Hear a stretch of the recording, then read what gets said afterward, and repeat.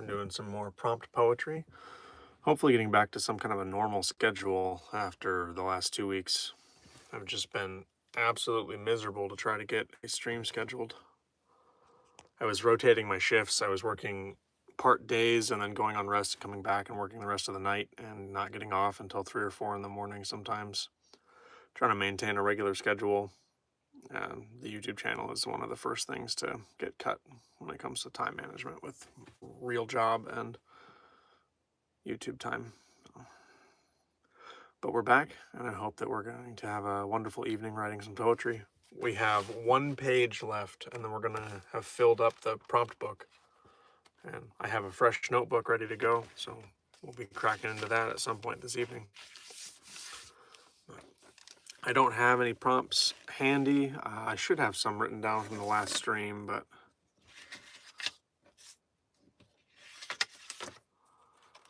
I don't remember where we left off. I guess I'll have to double check. Claustrophobia. That's not on this list.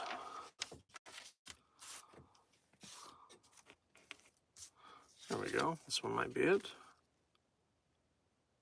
Yeah, okay. We left off on this list. The prompt that we left off on last stream was your closest friends turn out to be fake. So a poem prompt that is centered on betrayal. That's for Mally. We'll go ahead and start on that one now. I hope everybody's been having a good evening, good day, however it's come about or whatever time it might be for you. Hey, Victoria, good to see you, good to see you.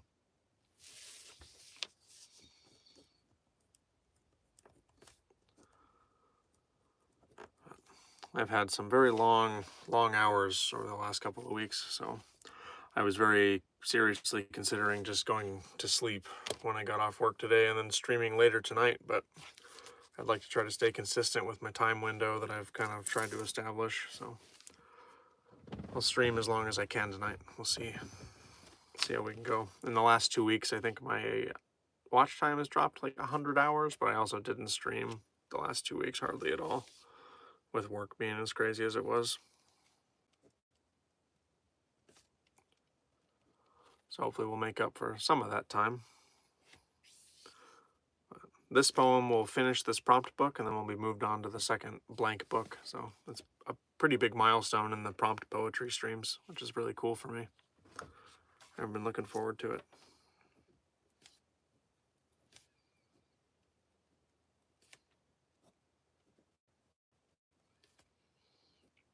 How's your night going, Victoria?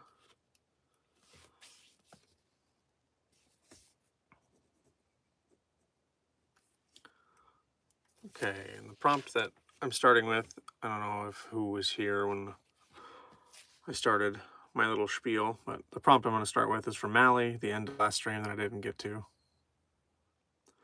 It's your closest friends turn out to be fake, parentheses, betrayal. Very good. I'm glad that you're having a good evening. That's good to hear. We're going to start this one at 3 minutes and 40 seconds.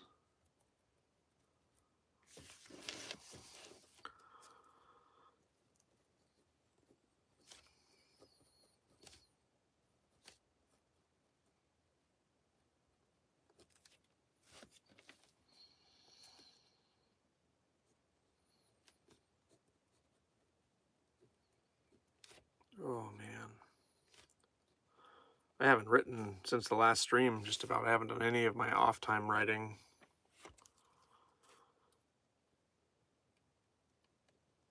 Just been busy. Which is good. Another reason to be looking forward to tonight.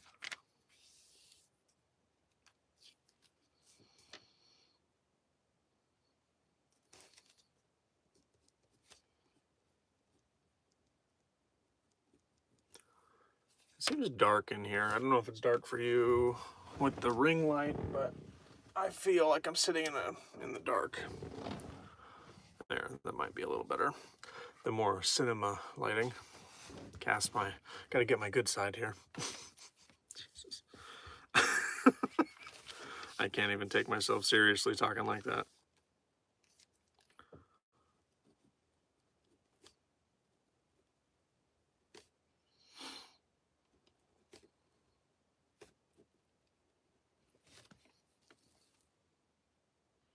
Hey, Kate. Good to see you. Good to see you. Welcome, welcome. Thank you for your kind words. I appreciate that. I finally got my beard trimmed up. My other half was patient enough to do it, and it came out very well. I'm very happy with it. Hey, James.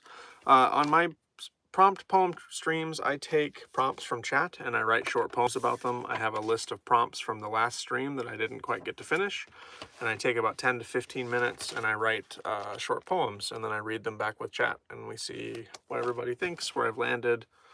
Mostly just hanging out, answering questions. My channel is focused on poetry being a tool to maintain and sustain sobriety. So it's what I've used as a personal therapy tool for my own writing. And it's been something that I've grown to believe can help anyone willing to use it. So, hey, Kenneth.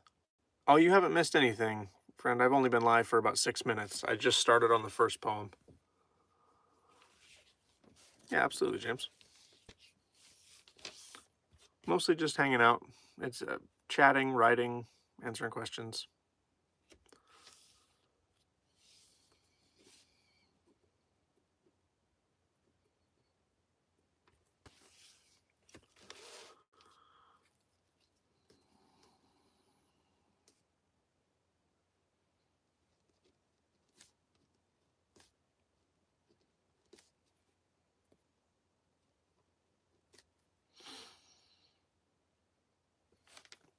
Hey, Jill. Good to see you.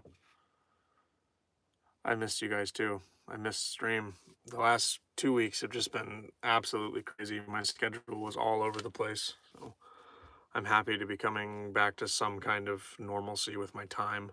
I was doing split shifts, so I was working in the morning and then having like 3 or 4 hours off and then working in the evening. And it just kept rotating, so I kept getting pushed later and later and later, and I ended up working until like 3 o'clock in the morning one of the days. It got old. A lot of overtime, and like I'm sure when 2 weeks or a month from now, when those hours hit my payroll, it'll be like woohoo all over again. But for the time doing it, it was a drag.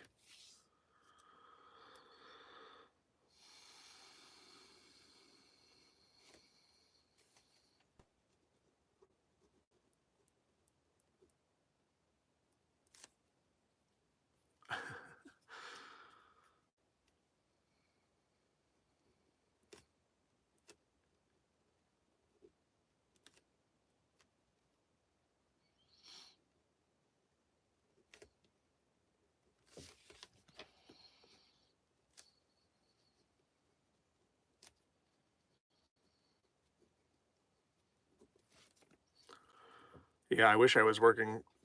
I wish I was working that hard on the things for me, but with when you go that long, it's like you get off work and all I want to do is sleep.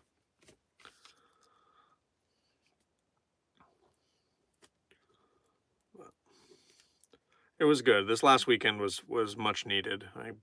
We got some new like patio furniture for the back porch, a big sun umbrella, had company over for a barbecue dinner on Sunday, and like got to spend time with some friends I haven't seen in a long time, and just completely unwound, unplugged for most of the day, and it was very good. It was much needed.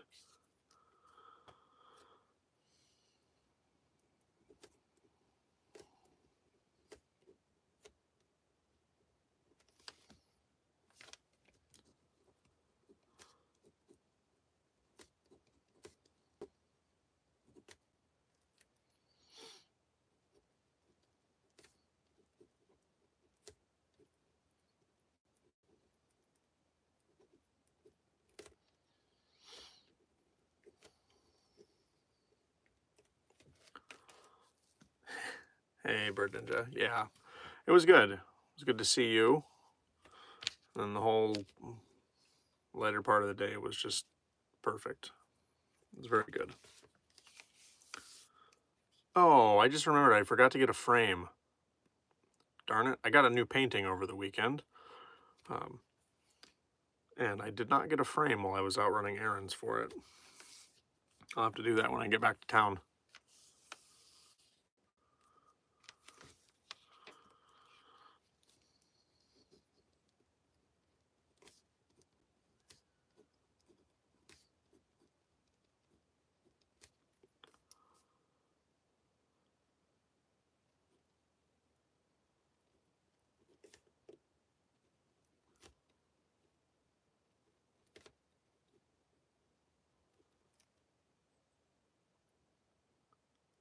The sizzle of steak.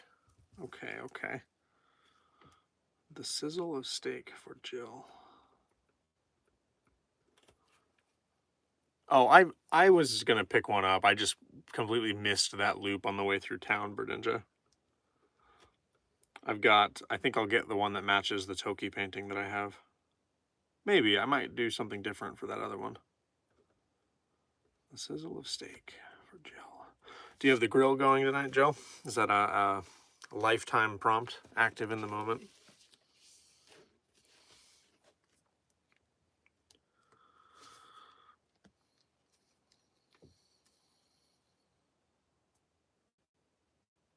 Hey, Ange, good to see you, good to see you.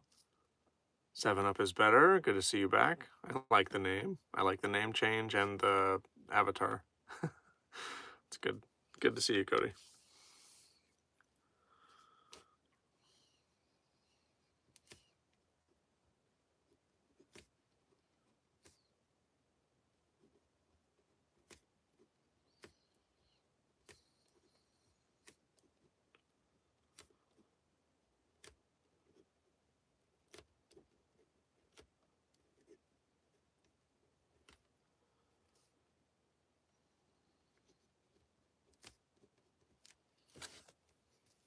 How are you doing, Ange?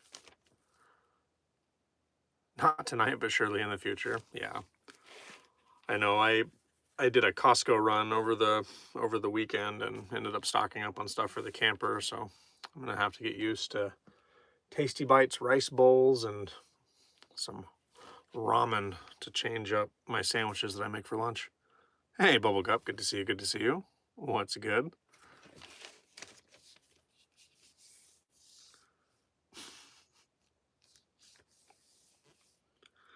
It's good to be back. It's good to see everybody coming back. I want to see Soulless Druid and ask him how his event was. I know that happened in the mist days. I meant to talk about it. I think this might be the last time I streamed was before the event, so hopefully it's good.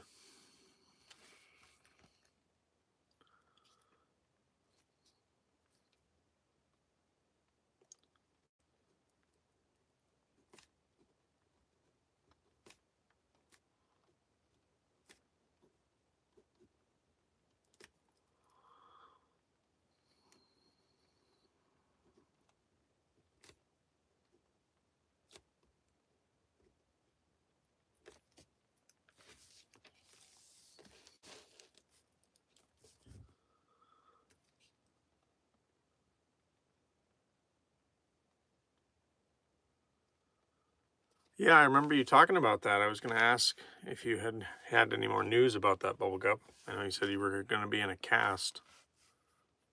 Hopefully soon, yeah.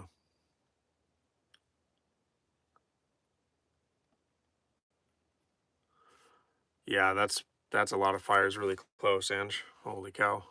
We've got one pretty nearby at home, and the wind changed or something changed, and the smoke rolled in real heavy into town when I got up this morning. And the whole city was just like sitting in smoke. That's spooky. I did, yeah.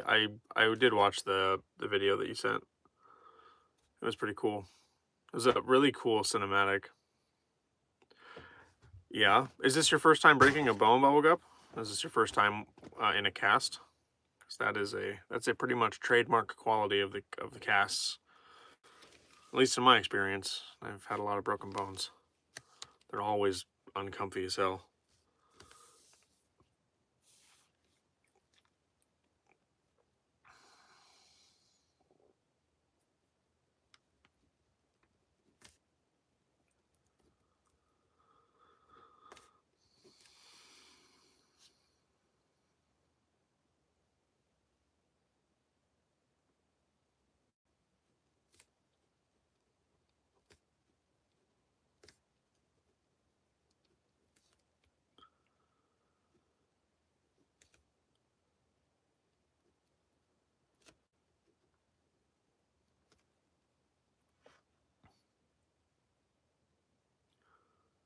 Well, I will color you lucky then if this is your first one, Bubblegup. I changed my picture from my dog to a guppy for accuracy. That looks like a beta to me. Maybe it's just because it's very small, but that looks like a beta. Like a fighting beta. Very cool. Yeah. Hang tough. It sucks, and then it feels way better as soon as they cut it off, or I don't know what kind you have, but I've had a few of them that they've had to go in and saw off, and it's like you have a whole new appendage when that cast comes off. Oh, gotcha. Yeah, that looks like a beta fish to me. Wearing a crown, maybe?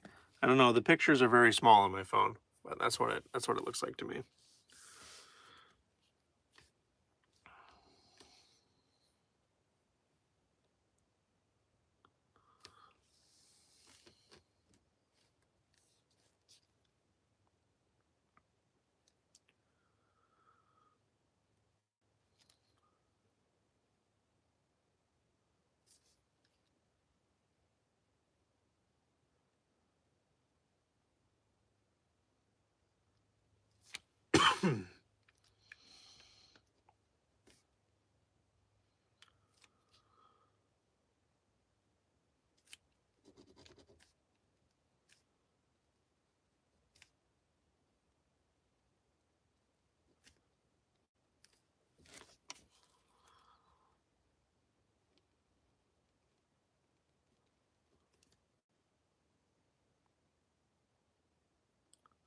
I have a beta. His name is Prince. That's why he has a crown. Yeah, very cool.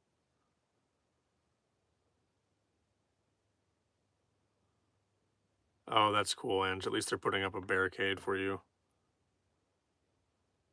Yeah.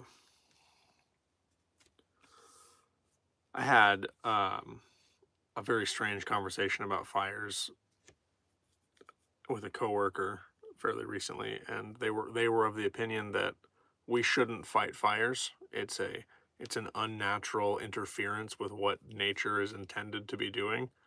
It's like the most unhinged opinion I think I've heard about people's houses, just cities, things in the way. I was like, oh, just let it go. We don't need those. Like nature's trying to self-regulate. It does it all the time. It's like you are insane. Like clinically, like I don't think you should. I yeah, it was not a conversation that I had any like reasonable response to. It's like you are insane. I cannot talk to you about that. Anyway, I have to talk to you for work, but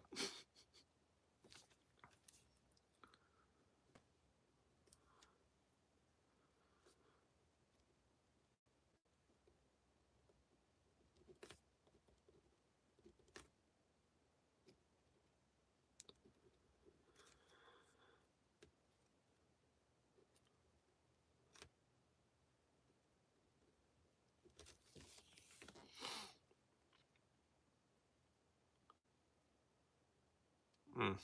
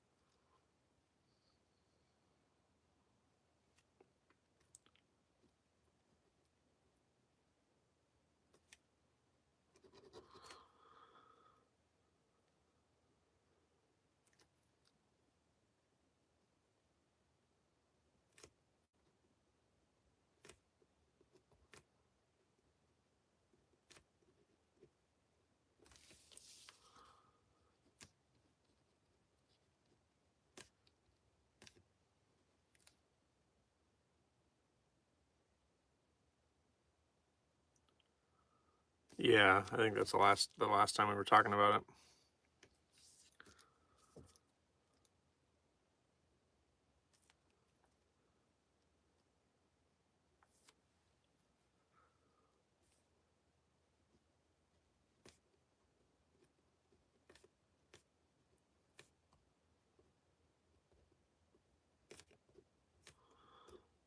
Okay, and that's time for the first poem. Call it 2051.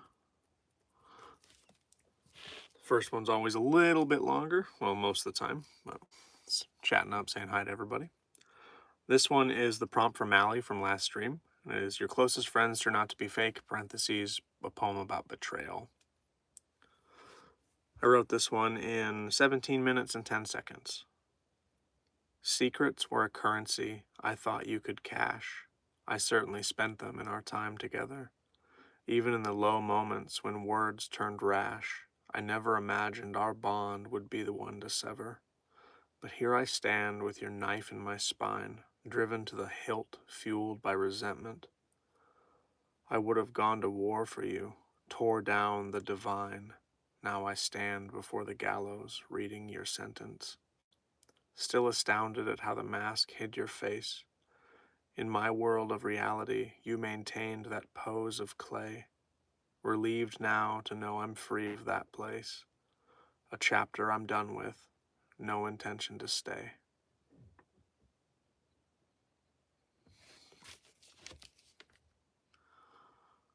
Yeah, I like how that one came out. I like the little subtle finality of it. It's like there's kind of a somber. I mean, there is a somber tone to it for sure, but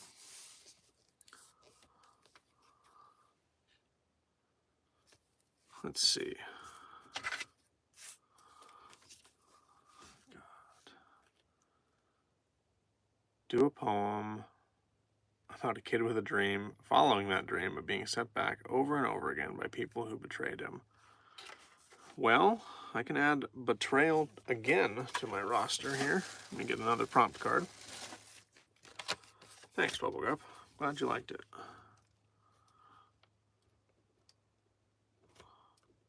I'll focus on the first part of your prompt there. Chase your dream, following the dream. I'll call it chase your dream, jump the hurdle. I know I'm paraphrasing, but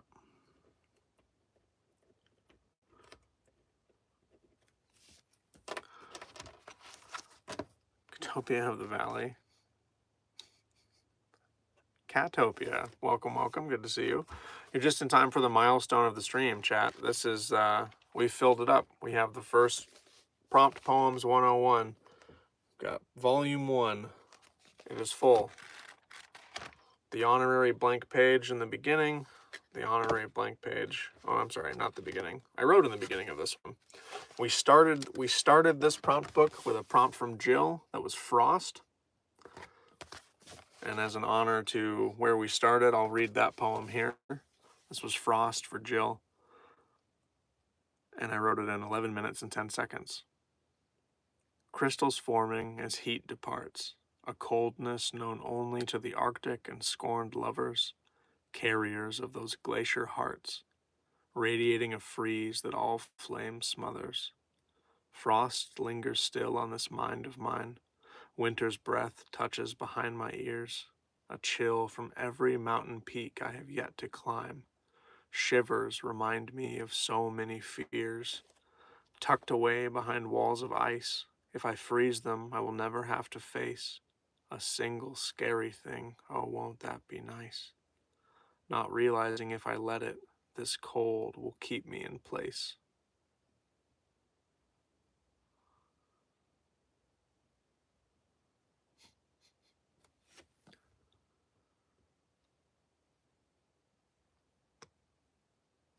Bird Ninja, that's the plan. I am moving these over digitally and then publishing them as a prompts of May, and then the next one I do will be prompts of June or whatever, and that's going to be one of my ways for chat to support me when eventually I do hit the milestone where we have memberships and stuff. Rather than doing like pointless donations, I'll have it open where if you want to support me, you can buy the book that we wrote on stream together. I think that'll be a really cool idea. Is that just written its last page? I think I understand the question.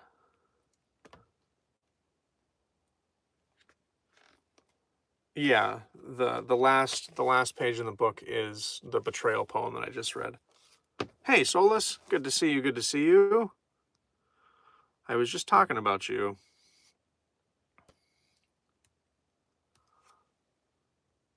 I hope that your show was awesome. We did it all together, y'all. Should I save every stray? I believe that every stray that you interact with is in front of you for some reason or another. Some of the best animals I've ever had in my life were strays.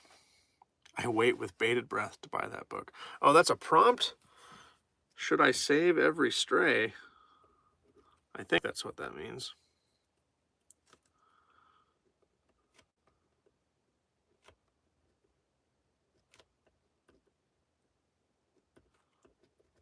All right, we've got you on the list, Solus. Let's see. Oh, clunk. Oh, yucky. Oh, man. Whatever this is terrible. Okay. Beginning of the S, like the tier list here. This, S tier. This, not good. Flimsy. Yuck. I don't like it. I do not like the sensory of this book. It's too slippery.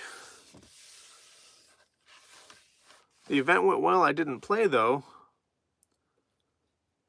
Oh, man, I'm sorry to hear that, brother.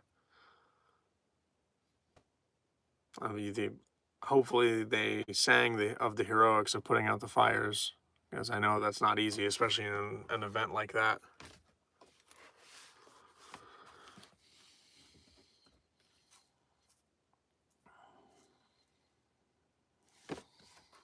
Okay.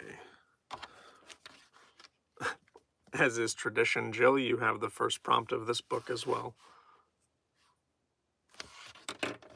It's funny that you should mention that, Bird Ninja. The engraved one that you got me is a very special one. It's with me all the time, and I only write in it when I have the focus and I'm not writing quickly and I'm taking my time because I want the writing in it to be neat. So, yeah, it's one that's always in my backpack. So, the first page in it, I was still new to it, and I wrote, it's got the names of one of our one-shot D&D characters in it, but other than that, it's got poems in it.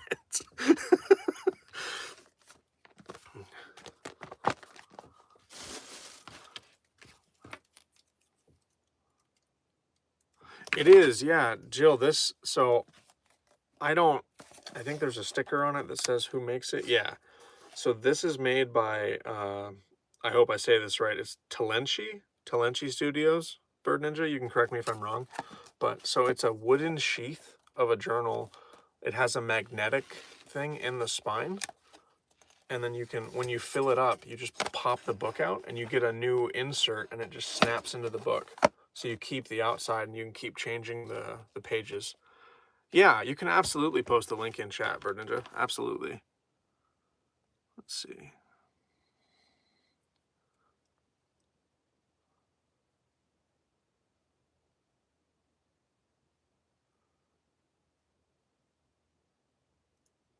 There, we'll just do that now.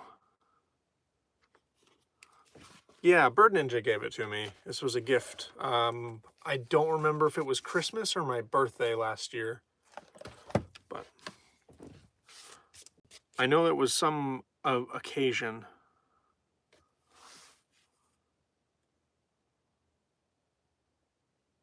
Soulless druid or soulless like the sun, soulless even as a healer. I love that, actually, man. Soulless, there's so many ways to interpret it. That's awesome. All right, Bubblegup, drive safe.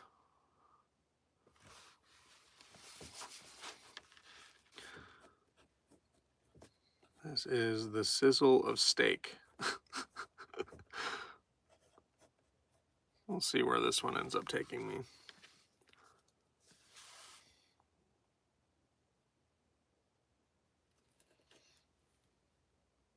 It's very cool. Yeah, I haven't had to fill it up yet because I only write in it on very, very limited occasions.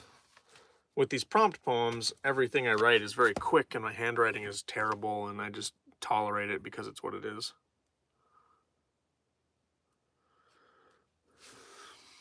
But for that one, I'm trying to keep it nice and like neat and take my time. The Sizzle of Steak for Jill. Oh, I have a question for chat. So we were talking about the prompt book. Would it be better if I just compiled everything that I have so far and like as I'm going? Or should I do a hard limit on the size of the prompt books? Should I limit them to like one notebook's worth of poems? Like there's roughly 100 poems in here. Should that be like a cutoff? Should I just do 100 and pull from different books? But I'm thinking the easiest way for me to catalog them is digitally. So after I move them out of the book they're in, I'll have them all sorted. But as far as the count, do it by year? Oh man, that would be, that'd be a lot of poems. It'd be a very big book.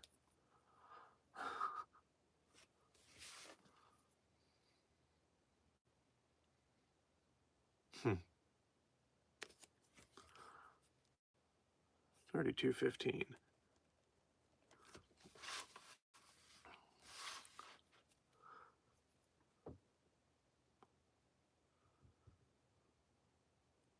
Yeah, I was thinking Rise had like 32 poems in it, so it would be 3 times the size of Rise, which would still be fairly reasonable. But I'm thinking if they go up on my KDP for like $5 at 100 poems, it's like 20 cents. Not even. No, much less. My math is backwards on that one, but yeah. 2 cents? My brain hurts. I'm sorry. At least 100 per book. Okay. I'll probably do the single notebook, and then if any of them for whatever reason don't make editing, or if there's one that like maybe I have a couple of prompts in there that I don't want to put in there, I'll pull from some other books, because I've got a bunch that are like a third of the way full. Hey Karn, the day is well. Better now.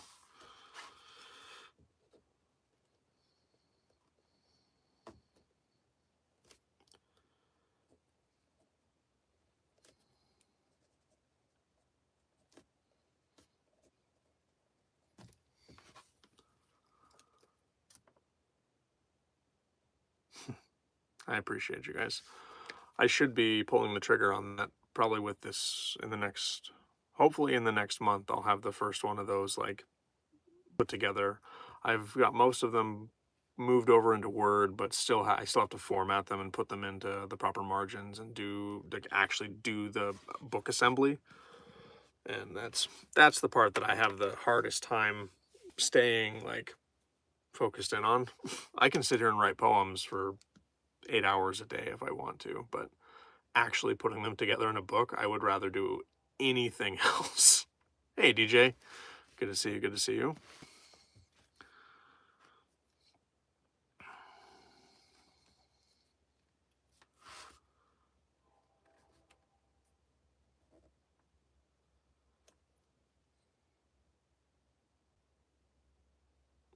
I'm not doing them traditionally. I did print the first run of Rise locally, but I'm just doing self-publishing myself. I'm buying the barcodes and maintaining all the legal rights, but I do have buying the ISBN and buying the barcode myself, and then just using KDP for printing, because it's just what makes sense to me.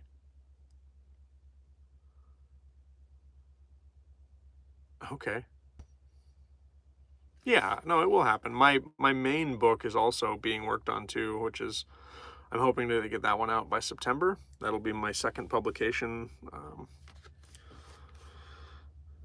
But like Rise took me like 2 years, and it's super small, but I kept like just finding any reason to not do it.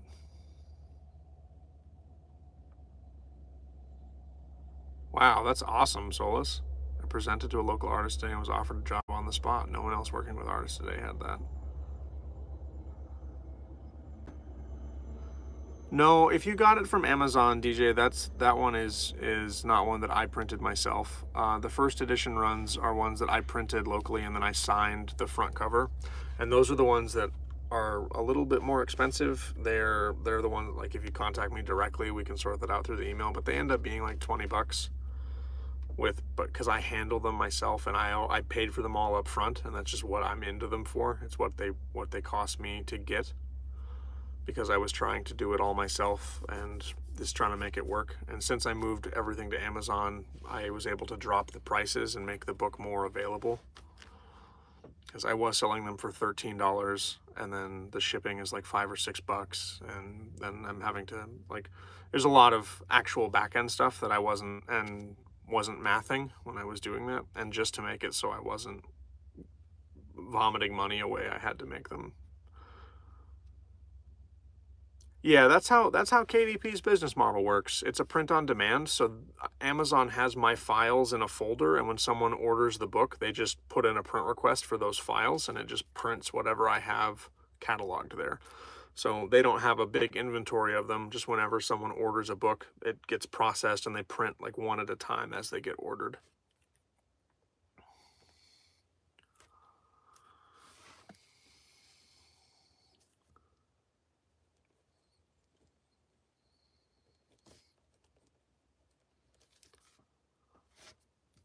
If you want to email me directly, my email is on my YouTube page, and I do still have some first edition copies available. They're $13 plus shipping, which is, I think I flat rate shipping at $5. But if you wanted to email me directly at bygpoetry@gmail.com, just address, and I do Venmo or PayPal, and I send that back, and as soon as we get payment, I get the address, and I'll get it mailed out the next time I'm in town. If you want to support me directly, that would be the way to do that. Yeah, I that's the big thing with, like, going through Amazon, is it's got the Amazon name taped to it. But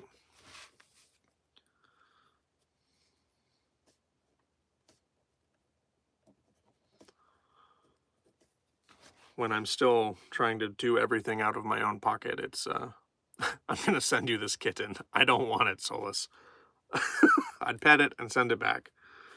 But still trying to do everything myself is just like, I have to take the option that makes the most sense, like, financially, to be able to do it. And Amazon is the most well known. You can if you use the airlines. I mean, you have to send it in an animal carrier and let me know that it's coming. Yeah, I can give you a sample if you want a tester of what my signature looks like. It looks just like this. I could write you a prescription and they'd never know I wasn't a doctor.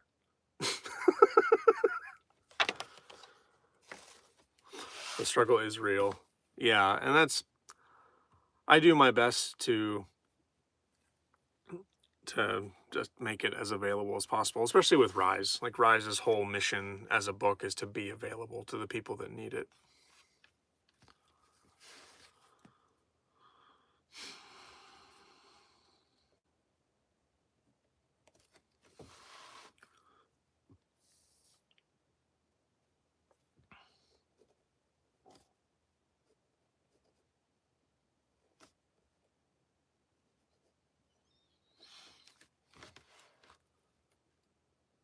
That one needs to be on the book somewhere.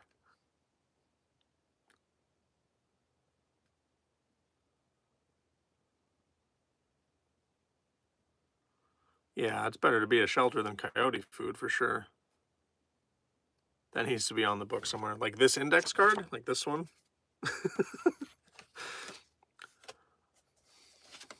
Here, we'll date this 6/24/24, and I'll stick it in the cover of this prompt notebook, the one that we just finished. That'd be a cool giveaway at some point. After it's published, I could do like some kind of a giveaway and actually send out the notebook that I did the writing in. That could be cool. Have I had a single sip since sobriety? I have not. I have not. I would have restarted my count if I had. That's not to say that I haven't had urges, and I haven't had the desire, and I haven't had moments where I went to the fridge and I opened it looking for a drink, but I have not had a single drink. I had somebody offer me a drink at my barbecue over the weekend, and they said, "Hey, take a sip of this." And I said, "Is this alcohol?" I said, "No." I said, "Okay, cool. I'll try it." After I then inspected the can and read it to make sure, but I didn't expect it to be, but I wanted to double check because it was just one of those like, "Hey, take a sip of this."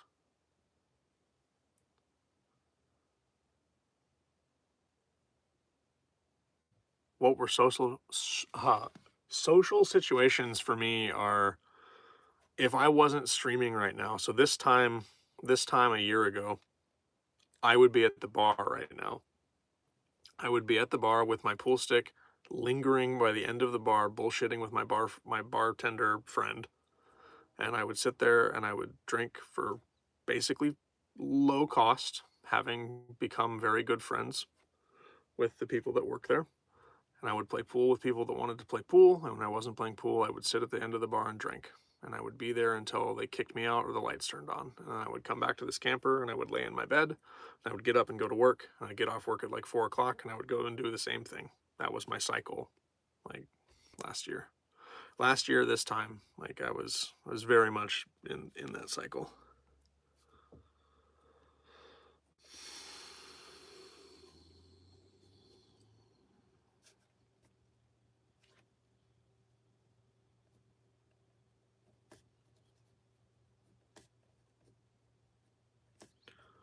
Actually,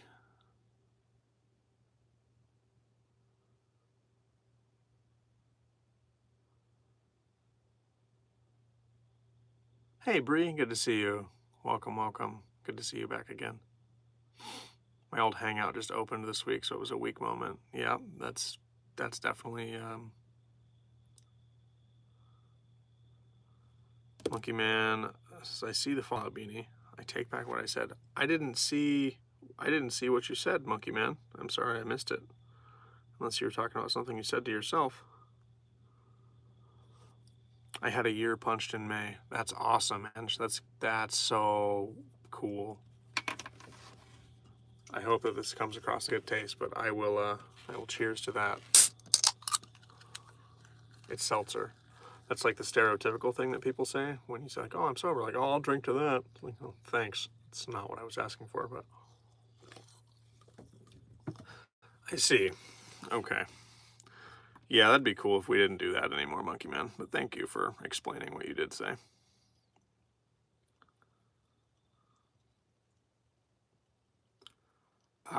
Yeah, in response to Bree's comment, I understand addiction because I was a drug addict. I can't imagine what it's like to be addicted to something so readily available and so acceptable. I'm sure it's a hard struggle.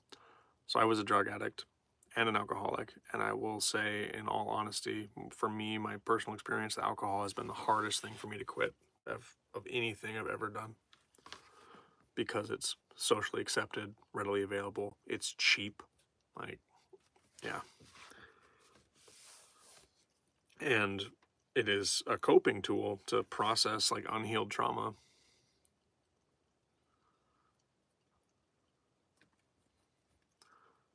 Yeah, and there's a stereotype around it where if you have a problem with it, it's on you. There's no blame given to the substance at all with alcohol. It's always like, oh, you can't handle your liquor. It's like that's not at all how this conversation should be going.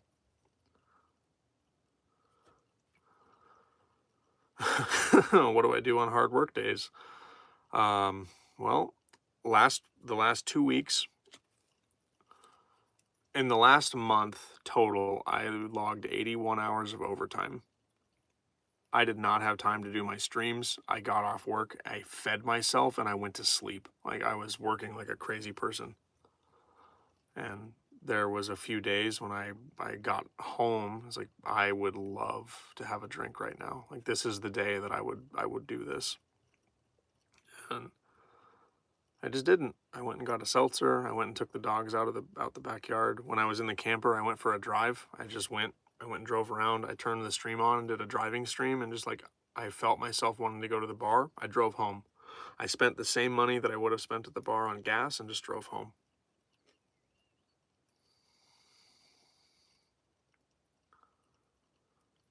Yeah, it's an insane amount of overtime, Brie. It's like 67 of it was in 2 weeks, and then the other 14 were just last week.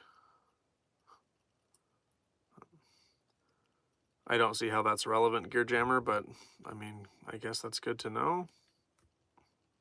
I don't get it. I don't get the joke, if there's a joke there.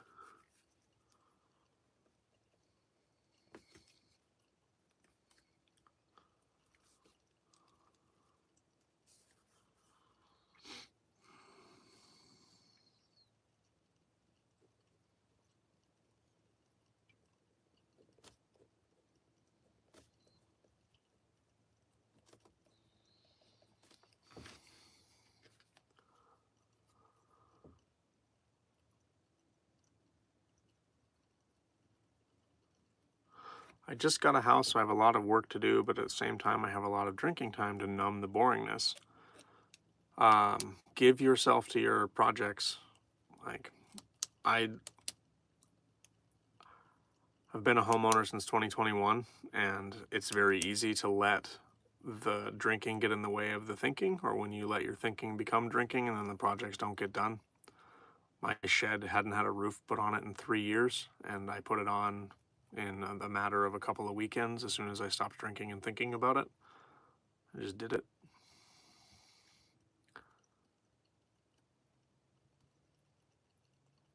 But I know how it feels, absolutely. It's like if you're at home and it's a new environment, it's new, you don't really know what you're supposed to be doing because there's no tasks, there's no drive to get anything done. I mean, you kind of have to self motivate for that kind of stuff, and depending on the nature of the repairs and knowing how to do it, like that kind of stuff can be a big discouraging factor. Like, yeah, I don't know. I wish that I was the kind of person that could just have a couple. Like, I wish I could. I can't. It took me many times learning that myself to finally accept it and embrace it and just accept that I am not just have a couple. I'm not a just have a couple kind of person. Because one becomes two, two becomes seven.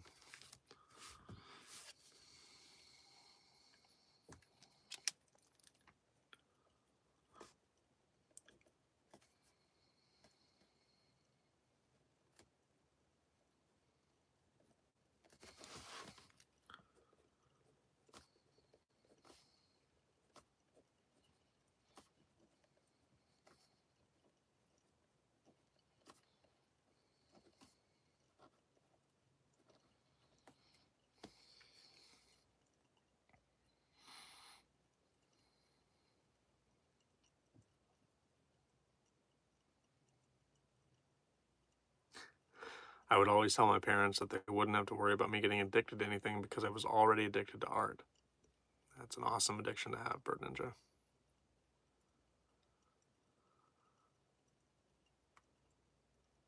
That's awesome, Cody. Almost a month of no smoking cigarettes. Absolutely proud of you, friend. Did the electrical sober, obviously. I would hope so. AC is not my favorite thing to work on, but I would definitely rather you work on it sober.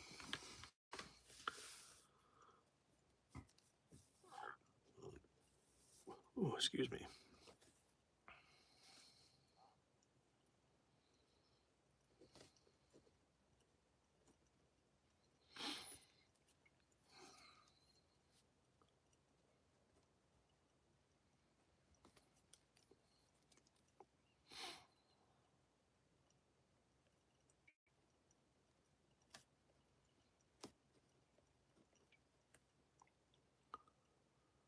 It's so hard to figure out that one isn't enough. It took me years to come to the conclusion I was really and wholly addicted to drugs. It didn't hit me until I was homeless. Yeah. Yeah.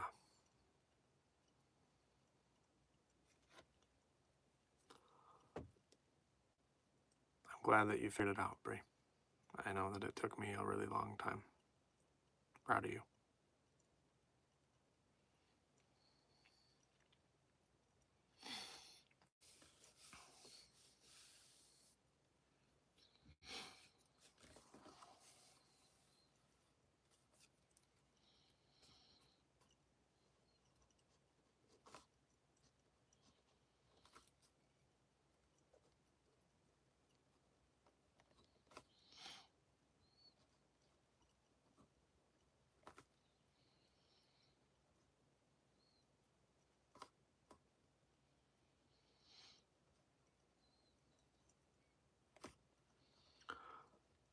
This poem's kind of derailed a little bit, Jill. I don't know what's happening, but it's like a sonnet about a steak dinner at this point.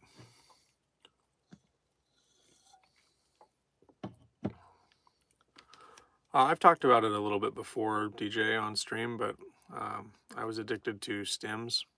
I started doing Ritalin and Adderall as a teenager. I got into coke and then meth, and yeah, it's not a good elevator to get on, my friend.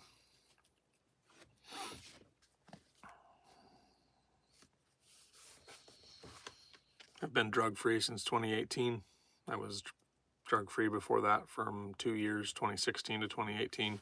And the night of my DUI, I relapsed. I did coke that night as well. And yeah. So, drug-free for, what is that, 6 years? A little over 6 years now.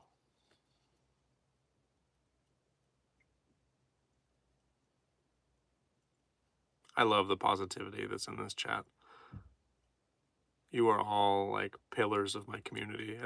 I hope all of you know that. Everyone in the chat right now is just an absolute pillar in the positivity and community aspect of my chat.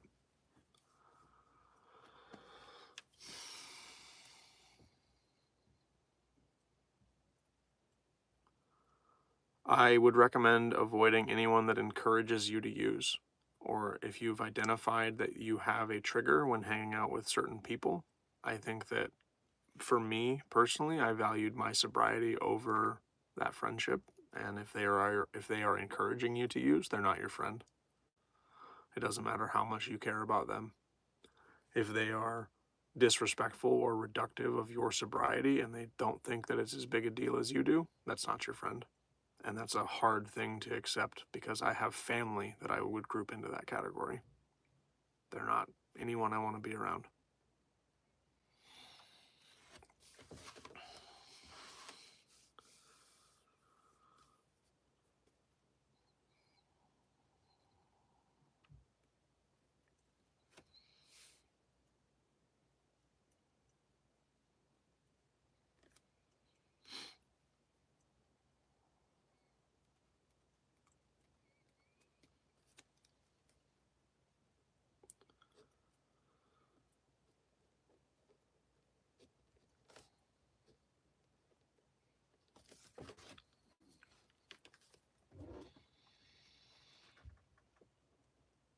Yeah, I would say that is something for you to identify as yourself. My advice would be don't associate with someone that's going to trigger your uses.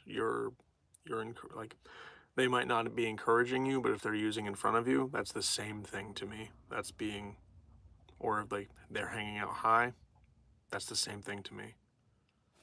That is encouraging, or what I call being reductive of your sobriety. It's not that they are saying anything, but their actions are saying a lot.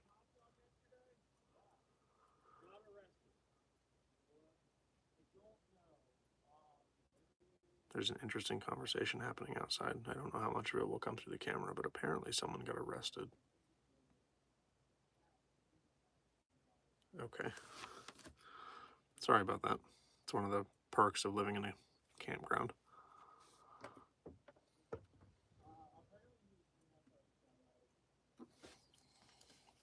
I had to cut off almost everyone I know. Thankfully, I have family that I recently was able to contact again, but I stayed away from everyone, and it's been so much better since I did. It's good, Bree. There's a lot of people from my past that I don't interact with beyond occasional Facebook posts that I see that I don't interact with. I just recently went through and purged my list a lot of a bunch of people.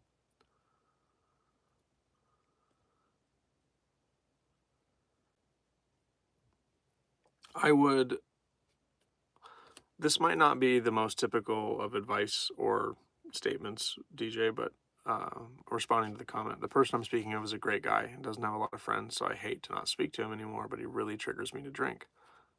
Have that conversation with him and identify if he cares about it. If he has to drink when you guys are hanging out, I would say that that's probably not something that's the best to be around when you're trying to get sober. If he's willing to hang out and not drink, if he's willing to do things that are not under the influence, then I mean that's a really cool message as a friend, and something that I think would be a very easy thing to just have a conversation about. Like, it's good to have you here, Ange. I find that so incredibly humbling. It like hits me right in the feels. I've been working on this poem for almost half an hour, Jill. Oh my gosh. Okay.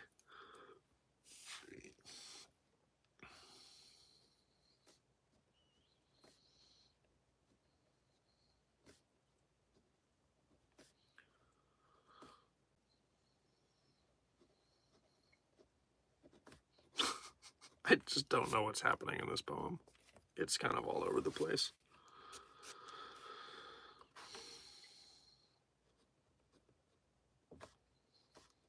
Hopefully it comes out okay. I've been thinking a lot about it. It's an active chat. That is true. Yeah.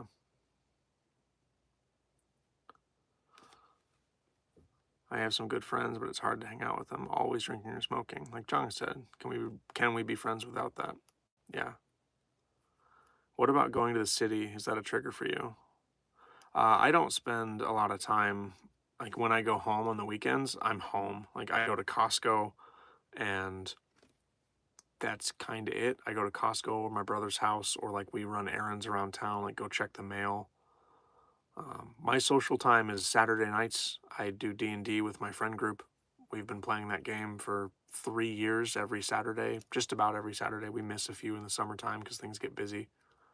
But my friend group is very good at socializing at our houses. So it's either like my house for D&D, or we'll go to our mutual friend's house, and it's the same friend group. We just changed locations. Like I have a very close group of friends. There's like 7 to 12 of us that are always doing something together, and that's kind of my social time. Like social time is important too. Yeah, it's one of the sacrifices of my job, of my career. When I do go to the city, like every few weeks with friends downtown, it's such a trigger because it's all the bars there. Yeah, that's I went to a Magic tournament a few months ago in Seattle, and the tournament was in a tavern, and I didn't really connect that when I was looking at the venue. Like I got the address and the announcement. I was like, okay, like I'll get a hotel that's close by and I'll walk. And then it was in a bar, like literally in a bar. It was like, okay, this is gonna be hard. And I went and I talked to the bartender, and I explained what my situation was, and I got to drink the Living Death like seltzer water. He was giving me that for the cost of like just a tap soda. So I still got to like be with everybody and like hanging out, but they had a lot of non-alcoholic options, and he was very understanding. It was very a unique experience. Like props to Tiku Tavern. Thanks, Tater Toot.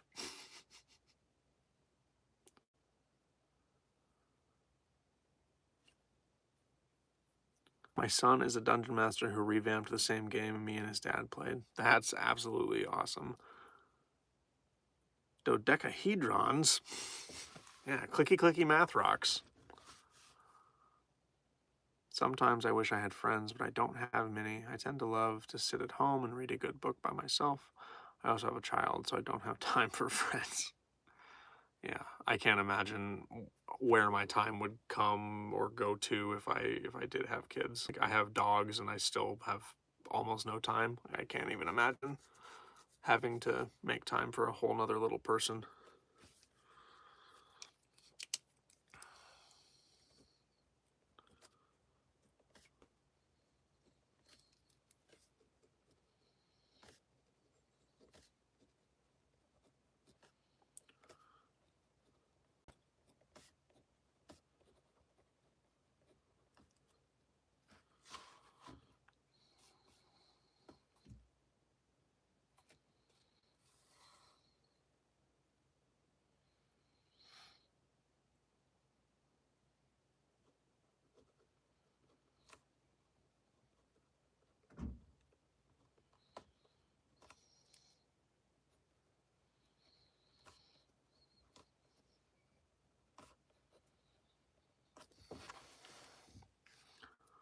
I don't have enough time for myself. Yeah. How old are you, BYG? I'm 30. I'll be 31 in July.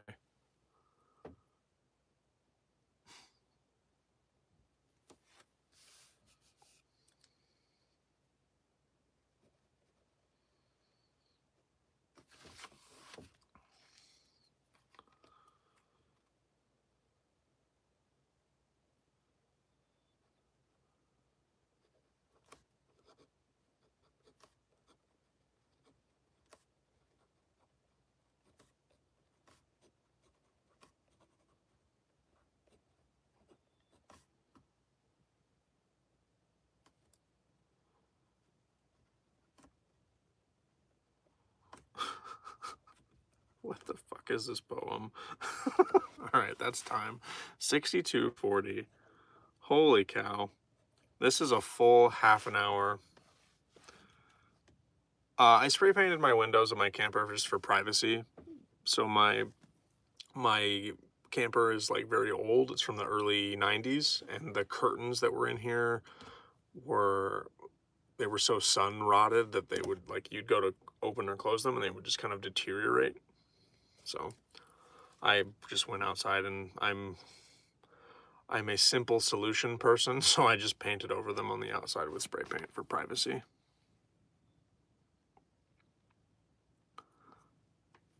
Being in this chat time is a group of supportive friends. Reading is an awesome hobby to occupy your time. Jill Cody Solis. I've come to care about these people, and I love checking in and having a chat. I appreciate you guys. I know I wasn't name dropped in that list, Ange, but I won't take it personally. My feelings are intact. I'm kidding. Yeah, no new curtains. Spray paint is way cheaper.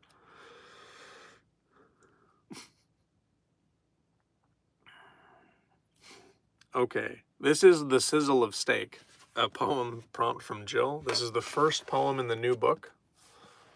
The Sizzle of Steak. It took me half an hour, 30 minutes. I believe this is the longest I've ever spent on a poem in the prompt streams, I think.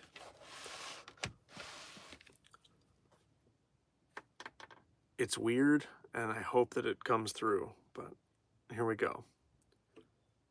Anticipation takes many a form, shaky steps to cold sweats, when the smell of cooking meat starts to swarm, knowing that savory will come with no regrets.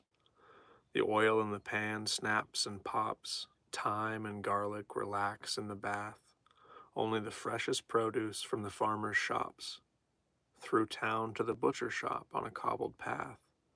After a hard day of work, when my body's about to break, that anticipation keeps me from going berserk. The day fades away in that melody, the sizzling of steak.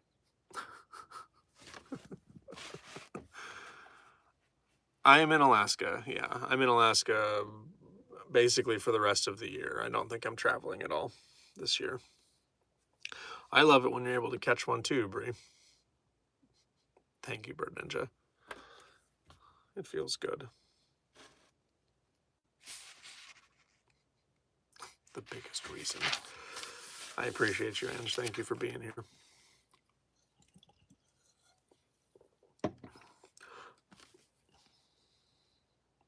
Did you ever work here?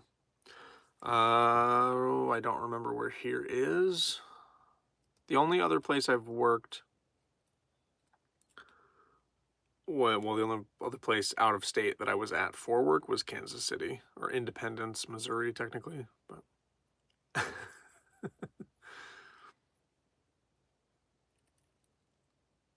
I wish it wasn't 10:30 or I'd go buy a steak. That was awesome. It made me hungry. Kentucky. Yeah, I've never worked in Kentucky. No, I've basically lived in Alaska my entire life. I've only ever left the state for like 2 or 3 days at a time.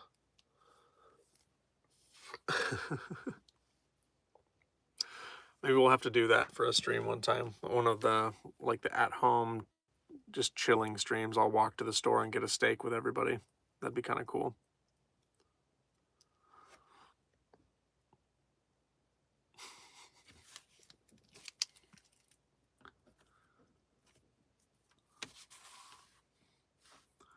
Let's see.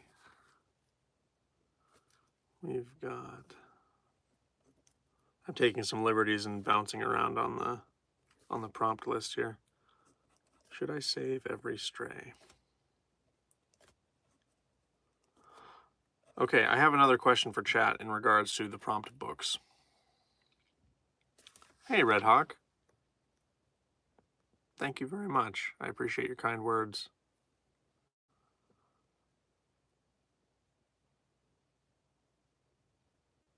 I think as time goes on, we should plan something. I would love to meet all you guys. It'd probably be a lot easier to have a meetup in the States. Like, you wouldn't want to meet up here. It's very expensive just to travel up here. It says, yeah, show us. What should I show you, Red Hawk? A steak? I don't have a, well, I might be able to make it to the store. Or grilling your favorite meal. Yeah. I made burgers and brats on Sunday. That was a lot of fun. But to travel in and out of Alaska is very expensive, DJ. That's what I mean.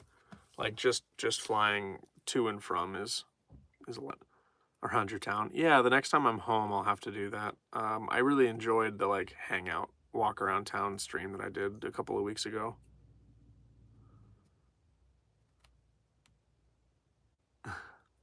From Florida, the other side of the world. Oh, kind of. Welcome, welcome. Yeah, I'm in Alaska, right outside of Denali National Park. Yeah, it's just flying up here from, like, for me to go visit my brother in North Dakota is like $1,200 or $1,300. I could draw one. It probably wouldn't look like a steak, though. Oh, really? I mean, you know there's a kind of steak called a cube steak, right?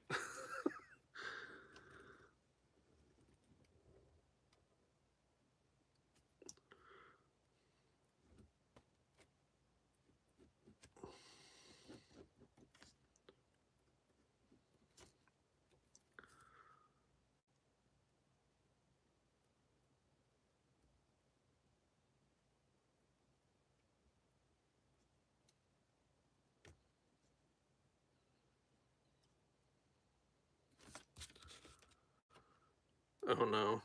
I'm gonna put my money where my mouth is, and then it's not gonna look like a steak at all.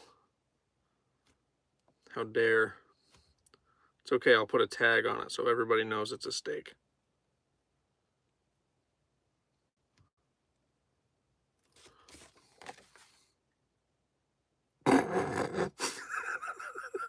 It's more like a ham, like a honey ham. There we go.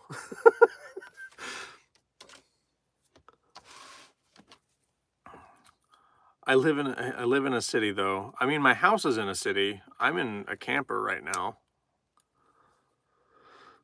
Like, I'm only home on the weekends.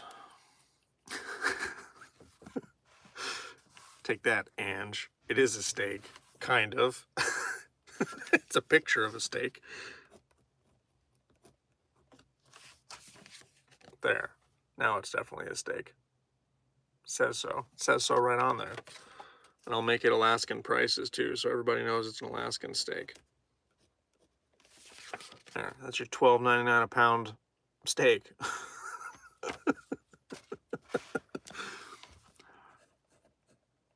Yeah, I think if I tried to go for a walk around here, my service would drop out very quickly, because if I try to leave the campground that way, like, service dips out almost immediately. There's a dead zone.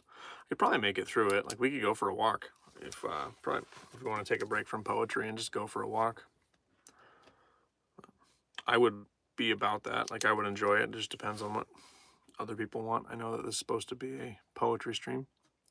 Heather Patterson, I don't know if you remember me, but I made a comment saying I wish I could get day 1 of sober. I put myself in detox and been clean from alcohol since the 6th of this month. You inspired me so much. That is so awesome to hear, Heather. I do remember your comment. If I remember correctly, I had a, what is it? So that was a couple of, I don't remember exactly when it was, but I do remember your name. I can't remember if I talked about the Discord or not when I responded to the comment. That's awesome. I'm very proud of you. Oh, DJ, you can hang on to your copy of Rise. I mean, if you want to email me your address, I can, we can figure it out. We'll make it work. He built that city. I'd love to go for a walk with you guys. The province of Newfoundland and Labrador. I'm in a small town called Labrador City. You told me to watch a video of a poem you wrote. Gotcha.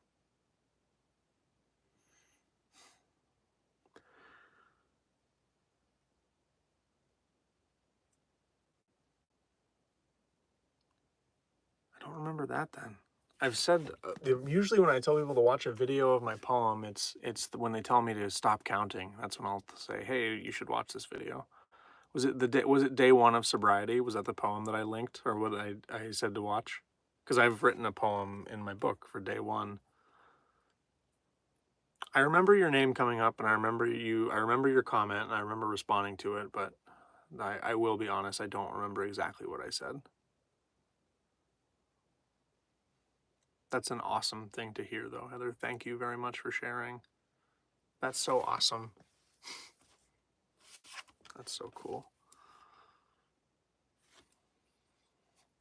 I don't know what to send you. I want to send you something. Yeah. Anything that you want to send, really, as long as it's mailable and safe. That's awesome. I'm very happy to hear that, and I hope that me not remembering the exact words is not demeaning of that fact in any way. If I said I remembered it word for word, that would feel disingenuous. I'm very happy that you've popped back in and shared your success, because that's awesome. That's a huge milestone. I'm so proud of you. No, don't send me your Frenchie. I don't want that. No, Solus. No, not a kitten either. I have enough animals. All right, let's start this other poem, 7420.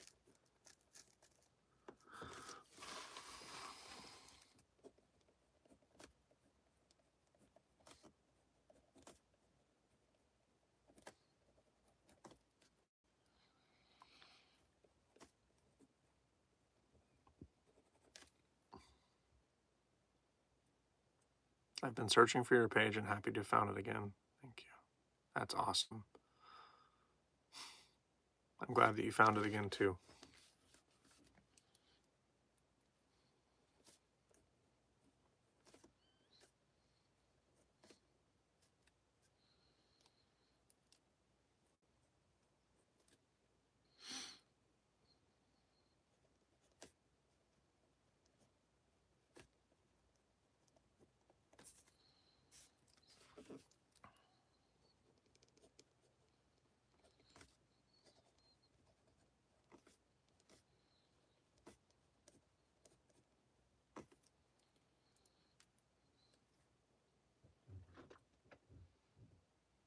Hey, Trey. Good to see you. Good to see you. I hope your 10 millimeters haven't gotten lost. Yeah, you can absolutely email me, TJ. You can email me anytime. I won't check it during stream, but feel free to email me during stream as well. Not many. Bree, are you... Okay, hang on a second. Tell me that's not a real thing. The cat distribution system sends me a kitten? Please don't tell me there's a cat distribution system in place in this world. Is it like the stork? It just drops a kitten off at your house? I don't use Minimetric right now. Well, that's good.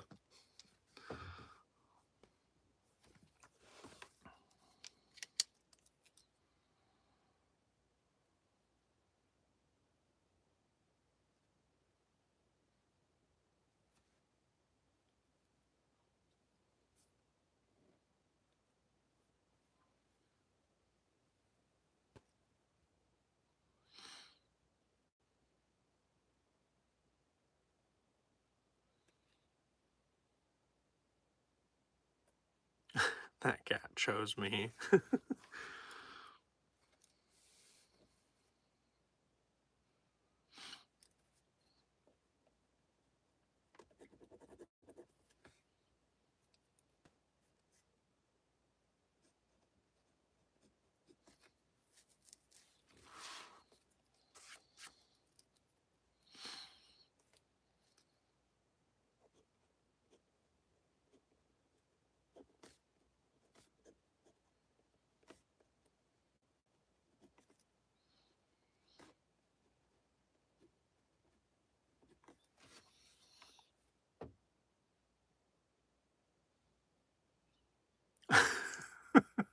Oh, okay, I got you, Bree. I'm with you now. Puts a random kitten on my porch that I get to keep and love.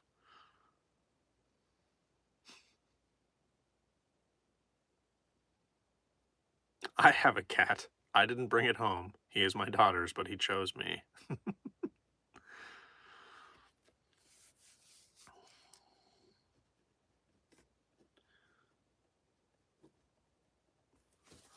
Yeah, I am minorly allergic to cats, but I have had cats in the house at various points in my life, and not once did I choose for that cat to live in my house. They just kind of, hello, I live here now. Where's my shit box? Sorry, litter box. I'll watch my language.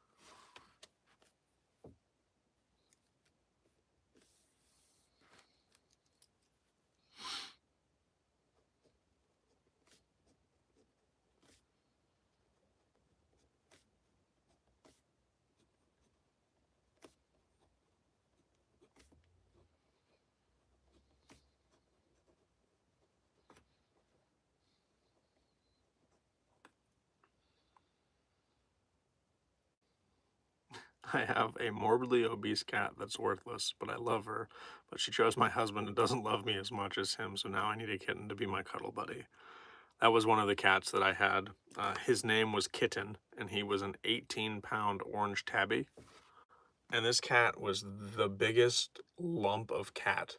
Like, he'd be sitting on the couch, splay-legged, like a person, like sitting there with his back legs straight out, just sitting there like this. And he'd like turn his head and look at you, and you could reach over and just push him, and he would just plop. And then he wouldn't move. You could pet him, like scratch his tummy. He just didn't care. After he ate, you could do whatever you wanted, and he was just like,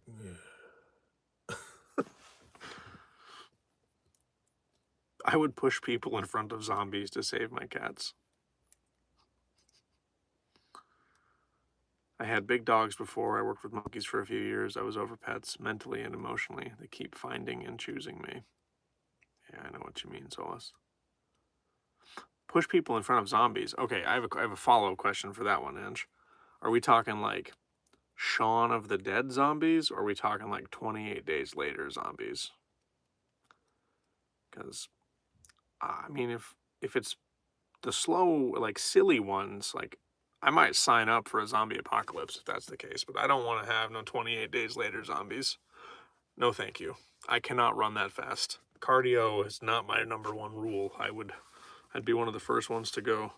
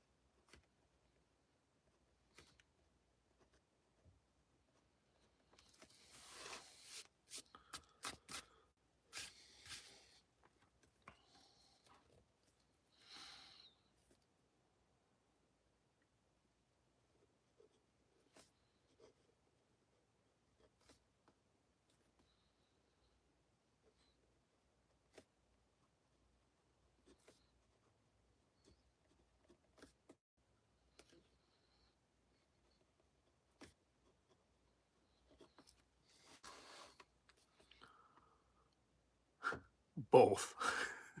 Which record would you throw first? Oh man, I'm not a good person to ask that. In the moment, I probably wouldn't check them. Like, not gonna lie.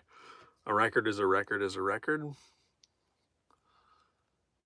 That's probably the wrong answer, though. Eh.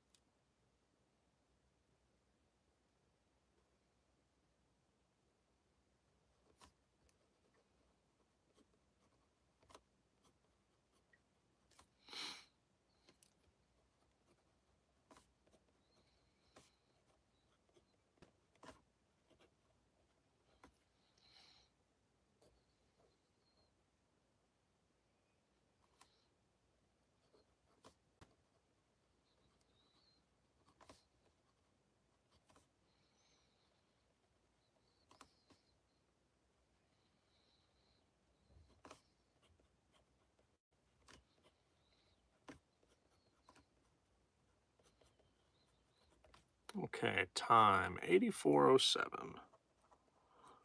That's a little bit more on pace. We're under 10 minutes for this one.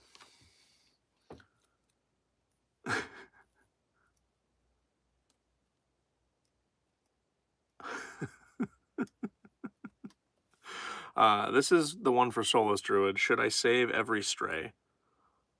Should I save every stray written for Soulless? I wrote it in just under 10 minutes. Sorry, just over 10 minutes. No, just under. I can do math. It's just under. Lost souls all around me, on 2 legs, 4, some even on broken wings, without home or shelter, lonely, floating in this world, unweighted by things. Their causes aren't lost, they have no fault, yet the rest of this world has cast them aside, ignorant to the love residing in those souls' vault. One paw for every night I've cried. So I make room for another one, just one night out of the cold. 3 months later, when the vet's done, I've wrapped my arms around this love I can hold. Yeah, I think yes is the answer, Solus. Yes, you should save every stray. Not you personally, but I think that every stray deserves something. Okay. Now I need to go outside and rescue a stray. Bree's out there opening a can of cat food for the porch. I was a stray for many years. Yeah, I lived off the grid for a while. Looking for a home, for sure.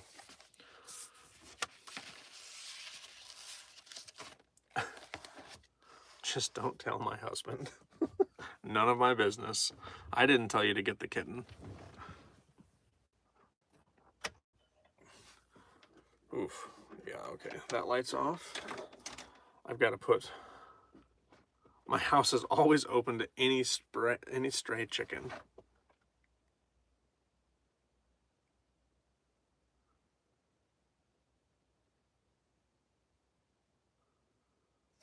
I don't know what that means, but I hope that that comment was worth it to you.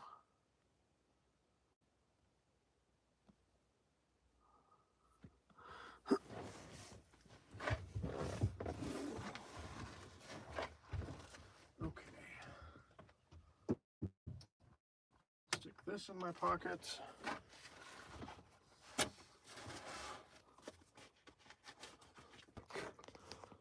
Changing angles. Hold you close to my face. Can't see the mess that is my camper. This is all the social media, because if I hold the camera really close, you can't see how messy it is.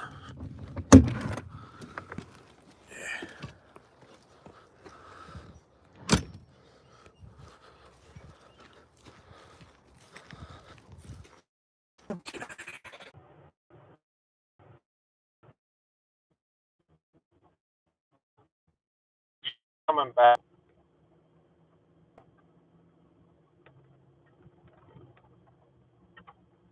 Okay, I can't read comments right now. Stream just dropped and should be coming back briefly. It might drop again. I've got to get past the crappy part of the cell reception down here, but I'm going to get to a spot where we can go for a walk and then grab you all out of the car.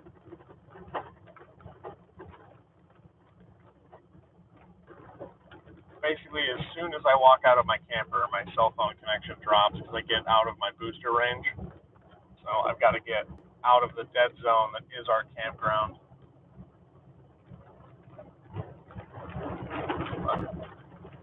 I'll catch up with Chad in just a second. I gotta get to where I can actually do it. Oh, I'm sorry for this crappy audio.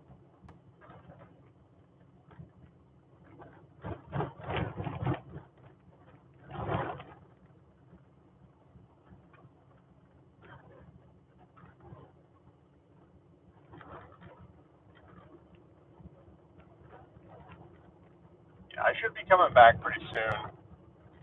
I'm through the worst of it now. I'm just gonna park down here and we're gonna go for a walk.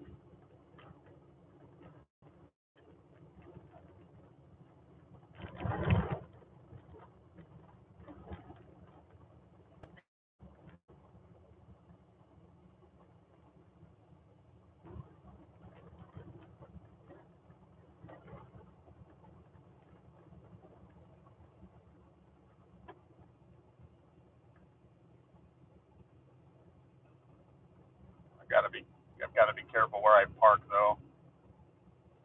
This vehicle does not have my credentials tag in the window, so people see it just parked randomly down here, they will stop and say something.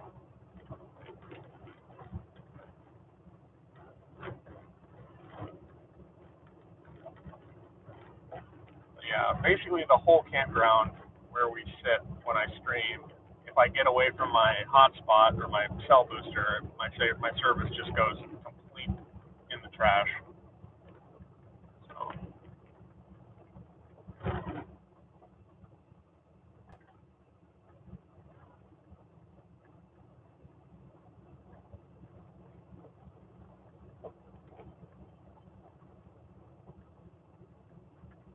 I'll go down here and park where no one will bother me. And then we can go for a walk. It's not really a poem stream anymore. I should change the title. I don't know if I can change the title midstream, at least on mobile.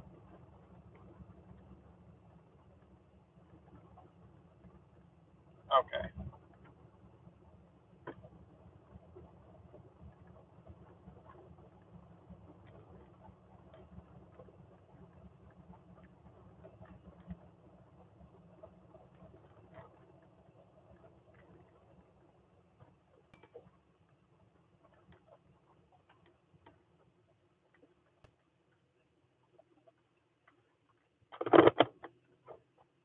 All right. I'm in park. I can flip you around. Whoop. Perfect. We're back. Oh, maybe Bird Ninja, if you can. I don't know what we would change the title to, or if that's something that you can do. If not, it's not a big deal. People will figure it out.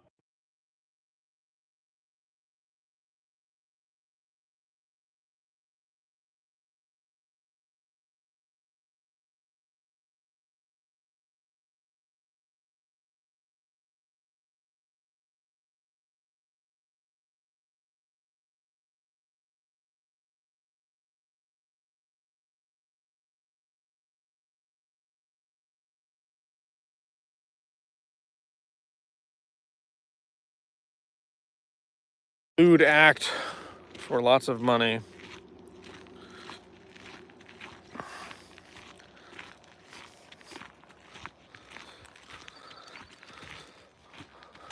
Had a Cake CD stuck in the player years ago. The reference felt right.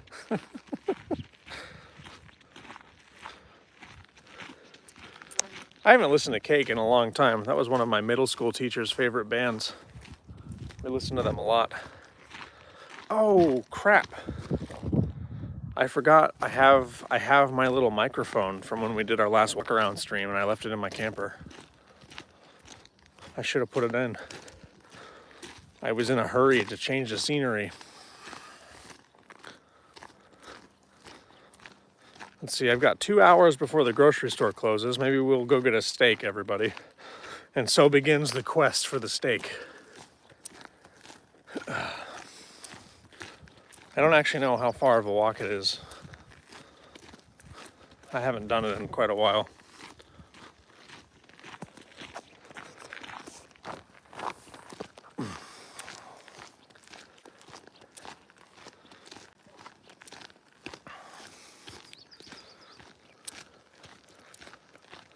But yeah, now I want a steak too. That was a good poem, Jill. It was a wonderful idea.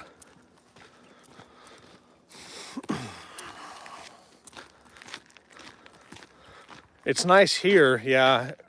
I mean, the storm is coming in. It might rain on me. That'll be funny. But at home, it's really, I don't know if it's still smoky, but it sure was this morning when I was up there. So many bands came through Chicago. Oh man. Yeah, we had thunder and lightning here earlier when I was still working. But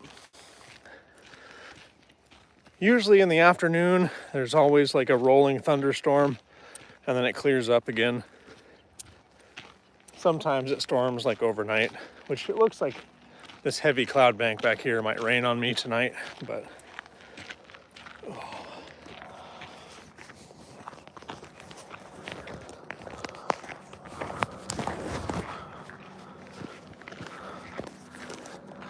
there you go.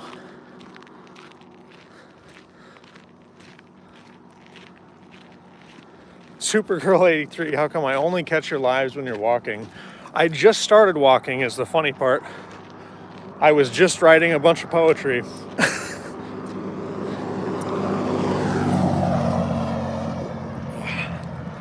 I wrote a poem where the prompt was the sizzle of a steak, and I wanted a steak, and we made a joke in chat about going to the grocery store to get a steak.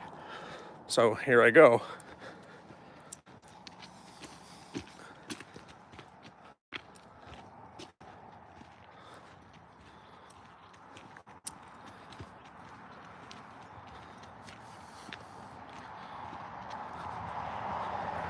Oh man.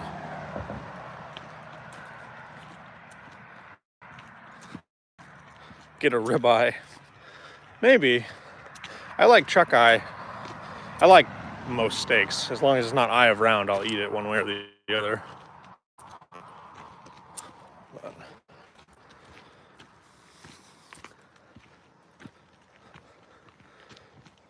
oh, we have a whole, like the man camp has a whole kitchen. Like a fully functional kitchen. That's why I ripped the kitchenette and everything out of my camper. It's basically just a bed and a table because I have the facilities there to use, but there's no cell service in the buildings in the camp. So for me to be in the kitchen, I cannot do any kind of like live thing. Whew. My favorite color is steak. Man camp. Yeah, that's where my camper is when I'm away from home. In the railroad's man camp.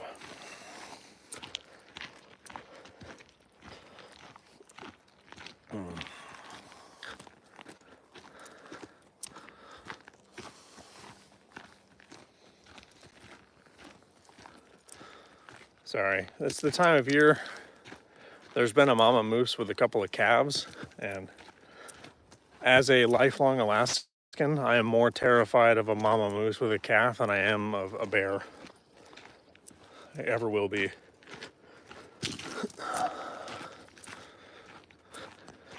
Yeah, so this is the first like away from my house walk that we're doing. I'm down in the other place that I stay now. I'm not even home. But I'm sorry you only catch me when I'm walking, Supergirl.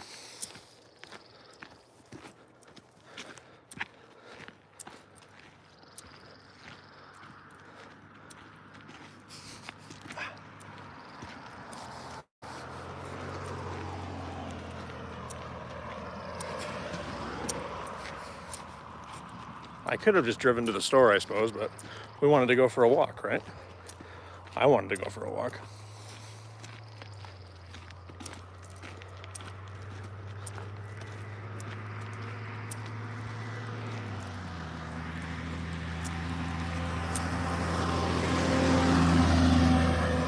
All right, or don't wave.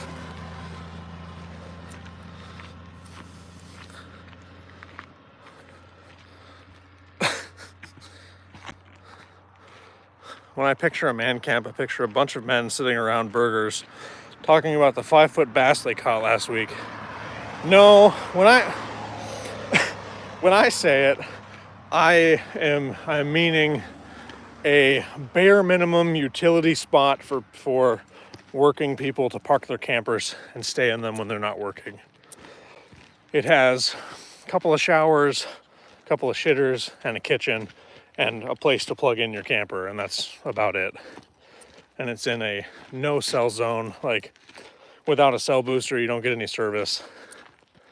Limited Wi-Fi, like even in the buildings. Internet is, you gotta plug into the hard line.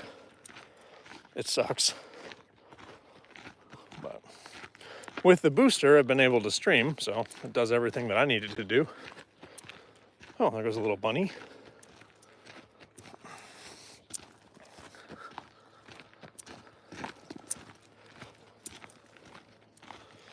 I don't know what I'm gonna do when we get to the store. I guess people have live streamed in the store before. Back to that whole me feeling awkward thing. But that's a me issue. Oh.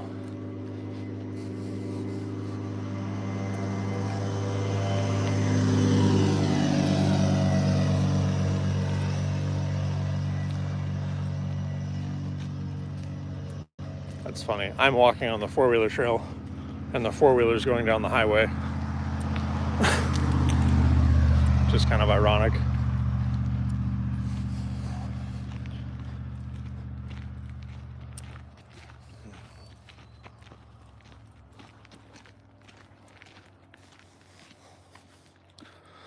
I'm not sad about it. I enjoy the interaction, but it's only my second time seeing you live and no poetry yet. Maybe the algorithm doesn't think I'm ready.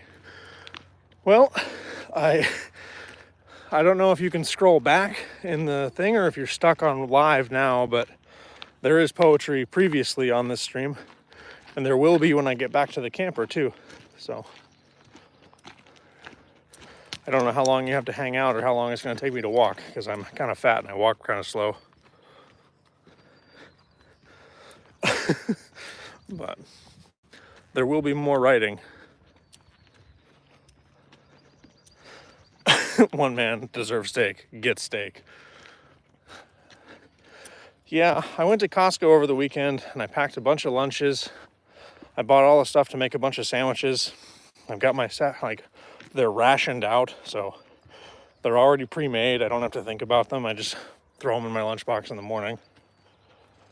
And I bought dinners to make, but I didn't get me a steak. And that sounds really good. There's another motorcycle. So, oh, excuse me.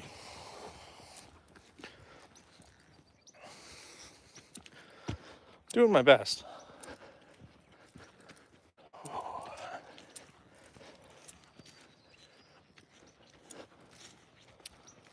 The last time I did this walk was when my car was broke down and I was walking to the bar.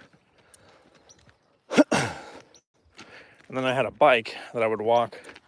I'd basically walk it to the bar so I could pedal it home, because it's all downhill. Like, you can't really tell from where I'm at, but it's all grade. Like, I'm walking uphill basically the whole way up into town.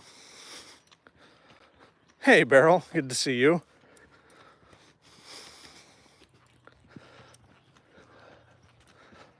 Oh, I'd be worried about having coffee right now. Why is it noon there? It's not. It's 7 p.m. It's just what it looks like right now.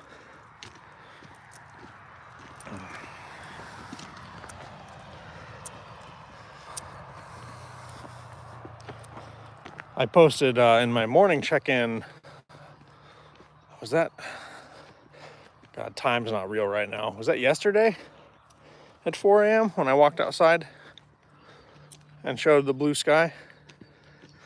You have to say like a movie trailer, deep, smoky, velvet voice. I don't know if I have the voice that is suited for that. Oh, I'm gonna have to get out of the way of some riders.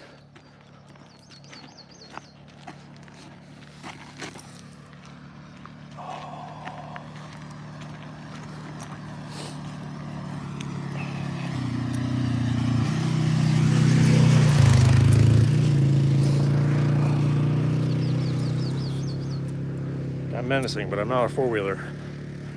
The scenery, not you. That's okay. You can call me beautiful, DJ. I won't take offense to it.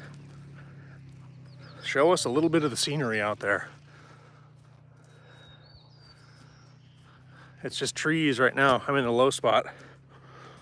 That and these hawks of mosquitoes. Oh. Whew. The four-wheeler that was coming down the trail. I'm walking down a four-wheeler trail off the side of the highway. Well, highway, off the road. Oh. One man deserves a steak. He will get that steak. There you go, Solus. That's my best attempt.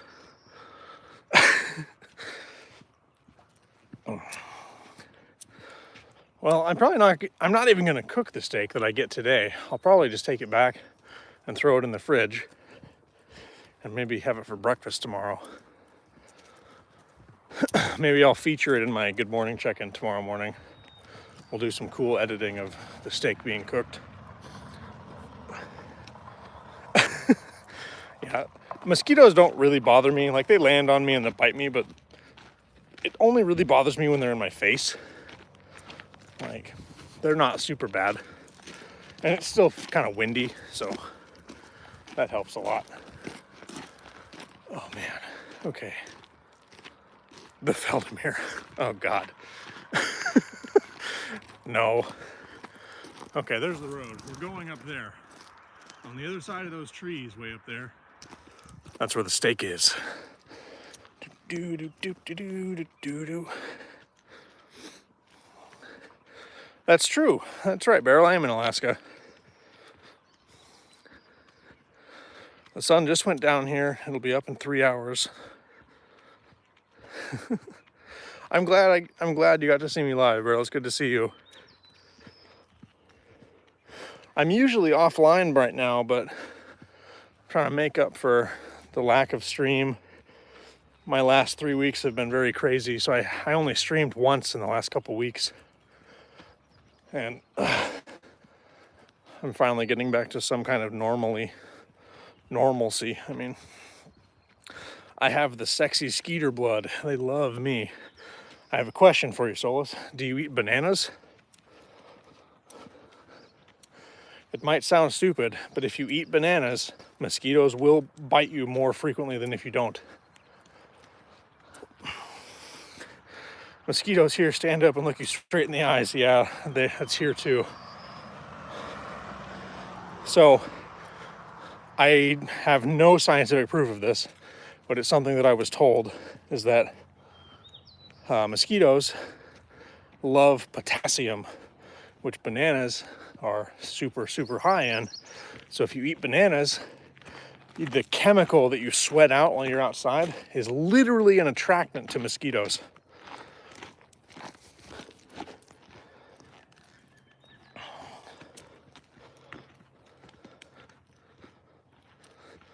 I'm O positive, but bananas make it worse. Ah, gotcha. I know this. Okay. That makes sense. I'm gonna go paint stuff. Thank you for hanging out, Bird Ninja. Good to see you. Have a good rest of your night. Happy painting.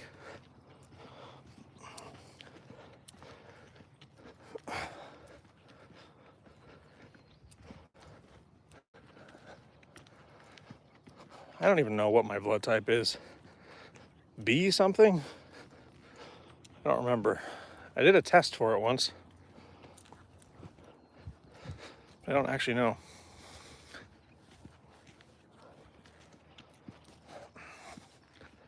Hey, mother nerdlings. That's not it for me. Oh.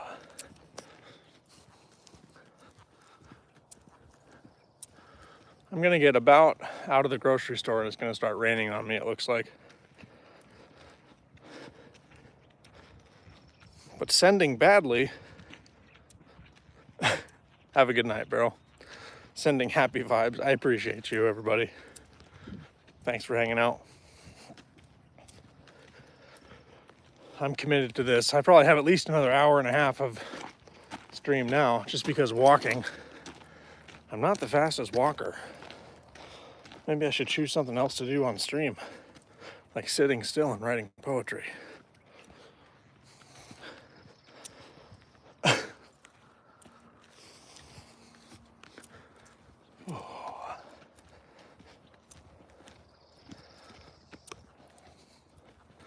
No, I will. What are you walking to? The grocery store. Somebody gave me a prompt, Jill gave me a prompt for a poem. It was The Sizzle of a Steak. And I wrote it, and now I'm walking to the grocery store to get a steak.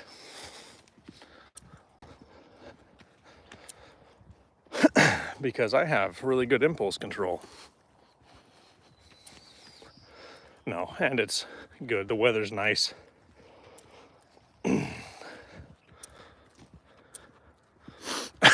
That's amazing. Yeah. I really enjoyed the last, just walking stream, hanging out, talking. It was pretty good. I'm good. Okay. Thank you. You're welcome. One of the other people that stays down in the campground saw me walking and turned around to come back to see if I wanted to ride.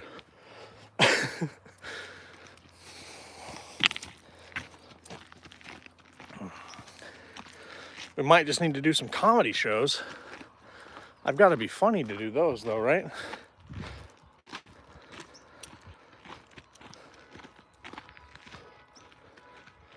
Yeah, they checked on me. They came back to see if I wanted to ride.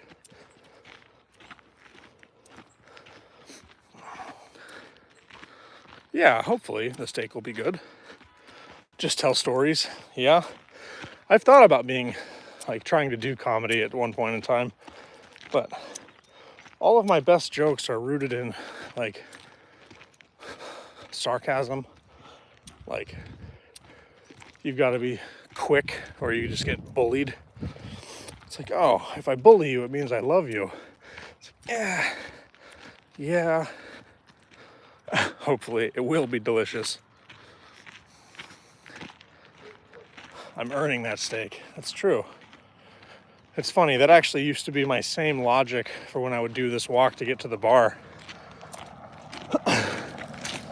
I told myself last summer when I was peak drinky, I'd get off work and then walk the same route to the bar to earn it. I still get shithoused and get a ride back to the camper, but I walked up here, damn it. So we're making improvements in that regard. Yeah, exactly. Oh, I won't let the pup steal a steak. I'm not home right now, mother nerdlings. I left from my camper and I'm walking up to the grocery store in the little town. It's a few miles up from where I stay. But I drove my car to the end of city limits and then I'm just walking into town the rest of the way.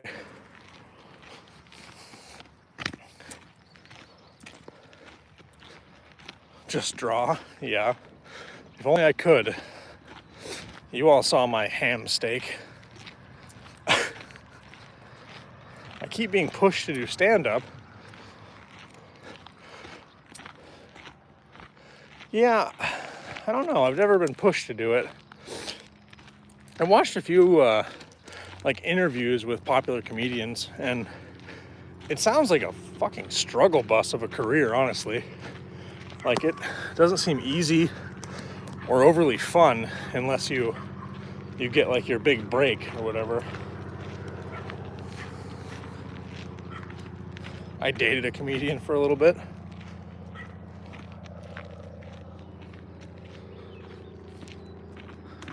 How does a camper do up there during winter? We are converting a bus for a remote Canadian expedition. So mine's kind of cheating because it has power all year round. So I heat with ceramic electric heaters. So it does just fine. It's cold, like it's chilly, but I've been slowly like insulating it and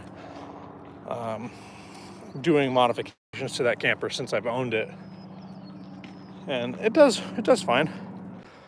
I stay in it year round.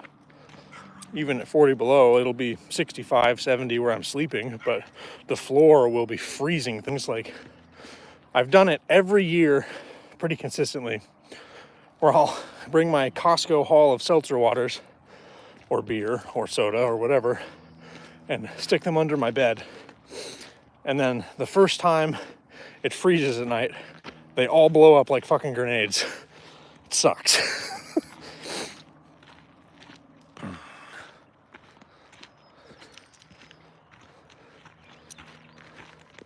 I dated a comedian for a little bit. It's a nightmare. Yeah, I imagine. Hey, Richard.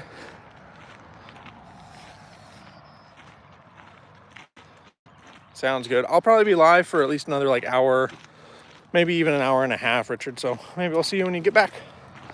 Good luck with the rest of your work stuff.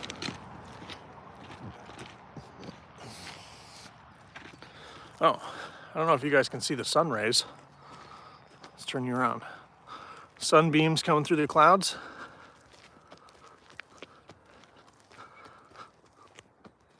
It's pretty pretty.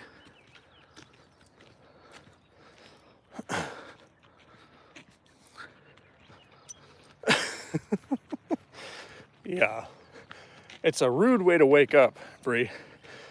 You wake up, like, what the hell was that? And then pow, pow, pow, pow, pow, pow, pow. Like the seltzer waters especially, because once one goes, they all go. It's terrible. But that little Scamp or Casita, whatever, it doesn't have any floor insulation. It's not intended to be slept in when it's cold, like cold. So everything just freezes from the ground up.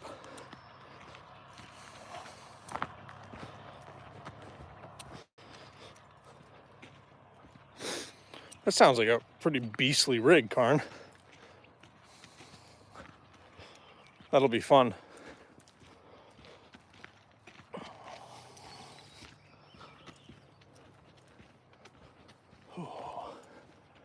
Oh man, it's gonna be fun if it starts to rain. I'm not a fan of seltzer waters. Someone once told me they taste like TV static. That's what I say they taste like too, but I like it.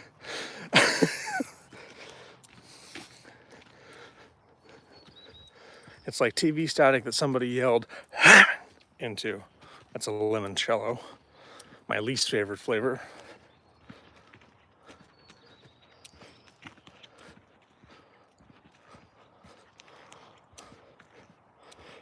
Yeah, I mean, in a perfect world, I would love to be able to do that.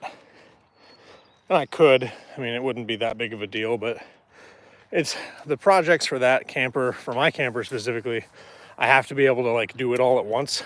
So I have to do it after work and without bothering the other people in the campground. So it'd be kind of hard. I've been doing little sections of it at a time.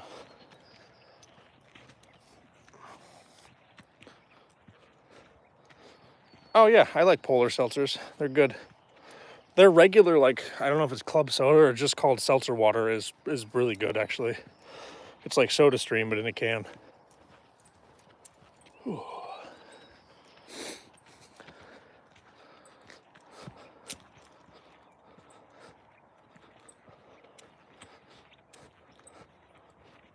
Oh no.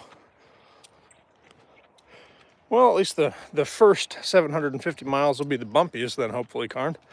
And then it'll be smooth sailing from there. Right? That's how that works.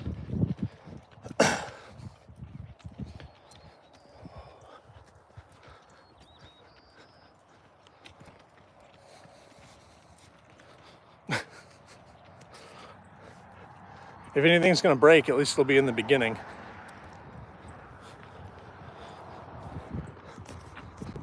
That's a crap spot to break down then.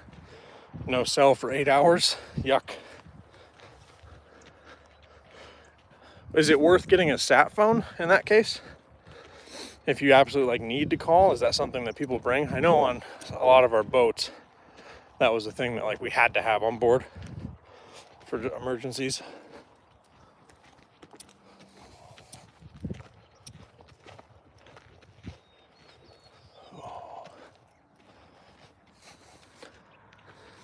All right, have a good night, Bree.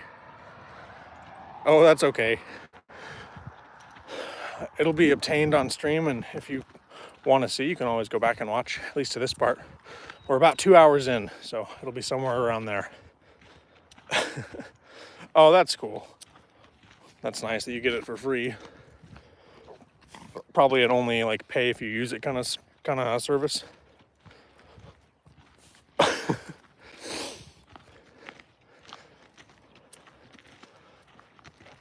You sure you're not from Alaska, Solus? That sounds very Alaskan.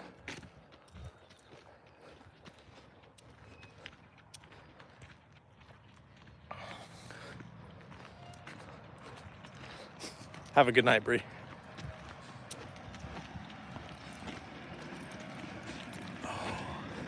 There's all the tour buses being put away. All right, we're making the cut up onto the road finally. This makes me wish I had Heelys. I know that's going to date me a little bit, but this big hill, I always want Heelys on the way down it.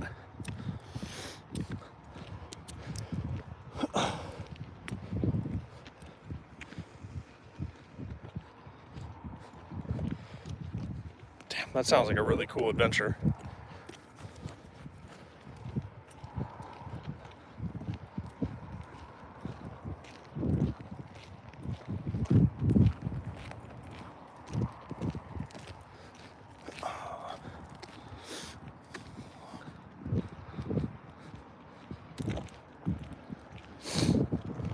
It's a good way to be, Solus.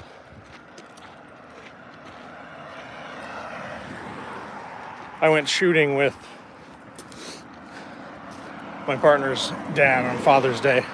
Well, I mean, we all went together and cut firewood and went shooting. It was a lot of fun.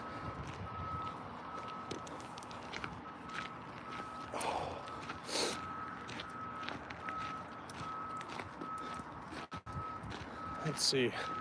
I'm gonna have to body cam you guys when we get into the store, I think. Have to test how the angle works.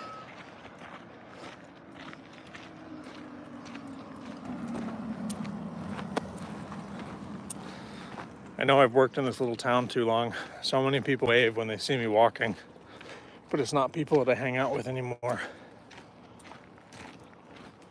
It's just people that know me from the bar.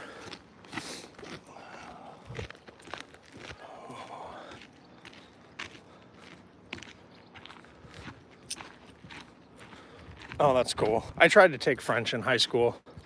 I was the only kid in the entire borough that signed up for the class, so they just cut the class. It wasn't worth it. So I ended up taking Spanish like everybody else.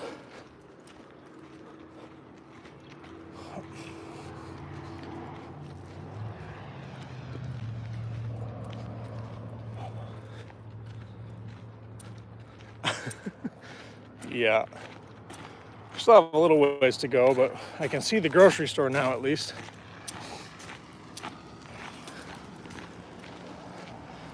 I've got it cut right in front of the bar I used to go to all the time.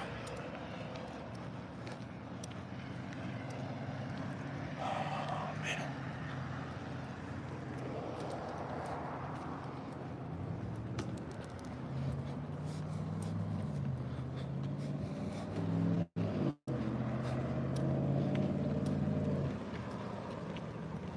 What do you want to set up shop doing, Karn? Did I miss something in chat that explained that already? I'm sorry if I did miss it. There's the Totem Inn.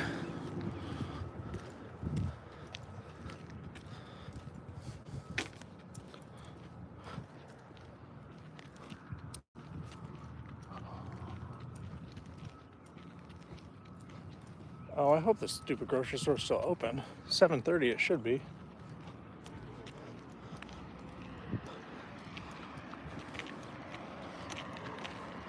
All right, everybody. We got to get across the highway. You guys watch that way, I'll watch this way.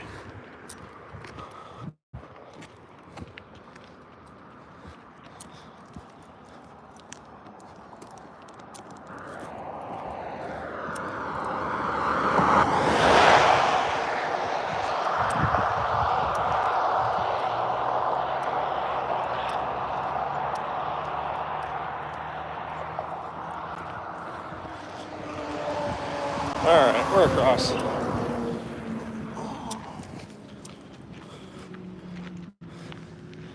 Oh, yeah, it's totem, like totem pole.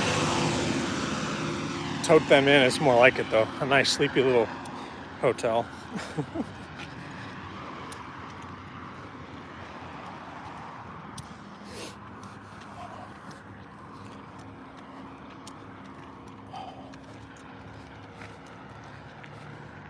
Building remote exploration rigs that are all mechanical, no fuel injection, stuff like that.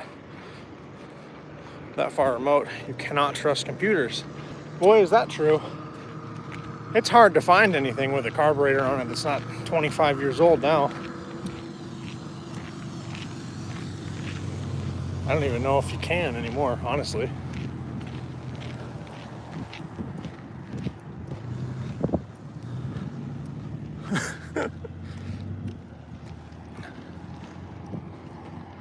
I know my phone's been listening to me. It's been advertising me like mid-70s Ford pickups for like the last 2 weeks. It knows.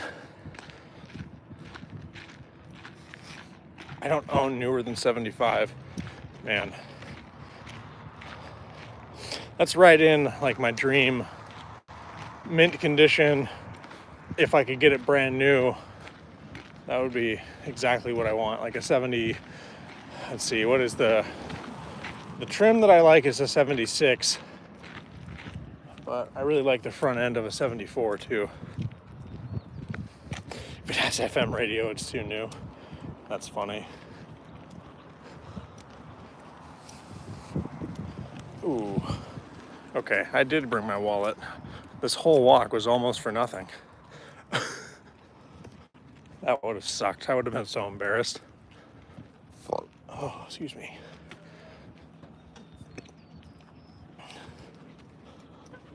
Okay. I'll try to not be a weirdo here. I say as I whisper into my phone. All right, I'm entering real civilization now. I've got to be on my best behavior.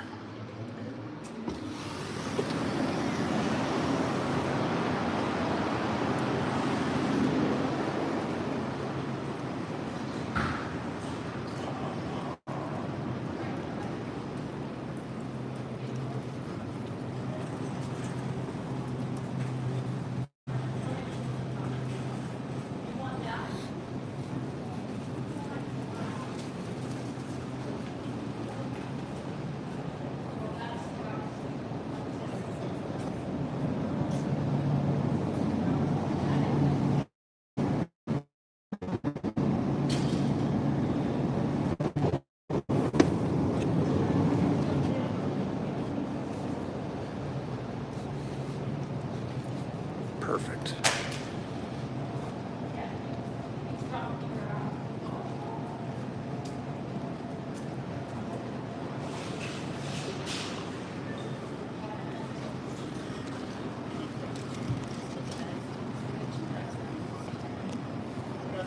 Hello.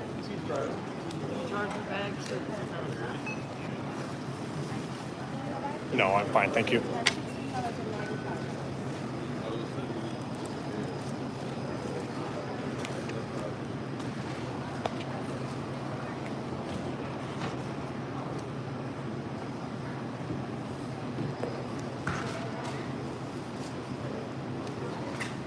I don't need a copy, thank you. Mission accomplished.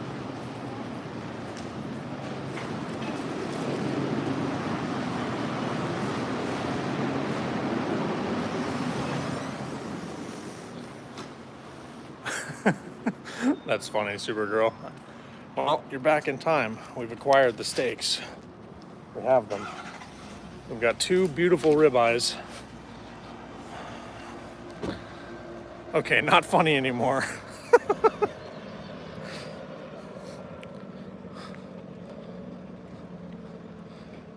What did you pick? I grabbed 2 ribeyes at $12.99 a pound, and they are 3/4 pound a piece. One of them, the marbling is okay. The other one, the marbling is bad, but I didn't want to stand in the meat aisle for time, so I'll flip you around here. There's a big old hunk of fat that's meh. It'll render, it'll be nice, but I should pop it open and try it right now. But I'm in public, so I have to behave. I used to do that in high school. I am a blue rare person, Karn. I do enjoy my steak basically raw. Just get it seared on the outside. I don't even care if it's cold in the middle. I'm basically a caveman. No sizzle, well, some sizzle, really fast sizzle. Like 2 minutes a side sizzle is my perfect world. But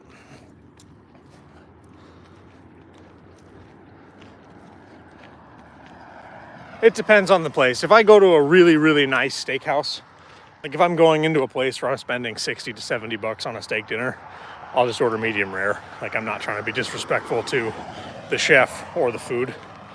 So, and I do like medium rare food, but when I cook it for myself, my steak's always the first one off the grill. Oh, don't hit me, please. I said please. All right, cool. Run it through a warm room and you're good. I mean, if I just, that's good enough for me. I'll eat it like that.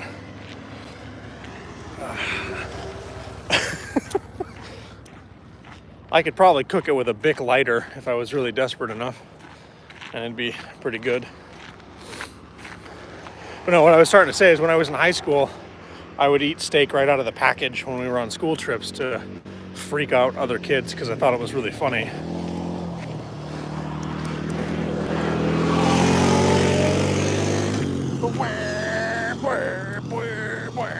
I'm a cool kid, man. I don't understand. I mean, wear what protects your eyes, but those are basically snowboarding goggles you've got on your face, sir. Probably keeps the wind out really nice. Let's not be roadkill tonight. Oh, I won't, Jill. I'm fine. I'm safe.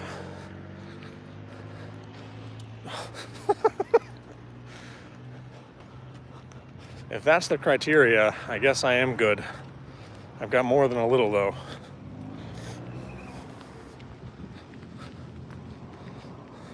Medium rare in public because you can't be trusted not to fuck it up, and mine is the last 8 seconds aside and done.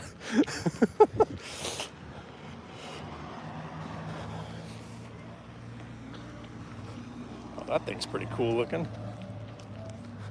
It's like a 3-wheeled car motorcycle thing. Look at this thing.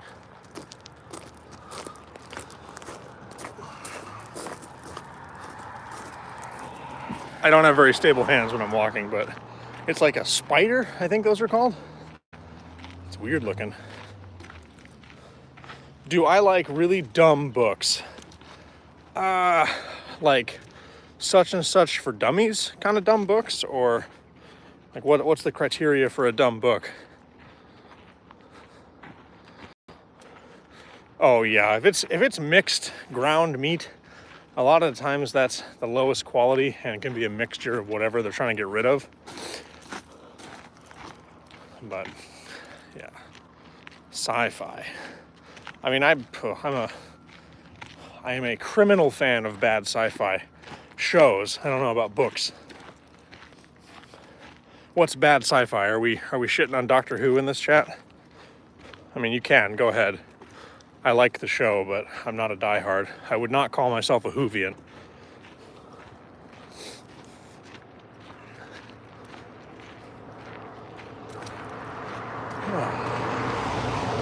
I will say the downhill is a lot nicer than the uphill.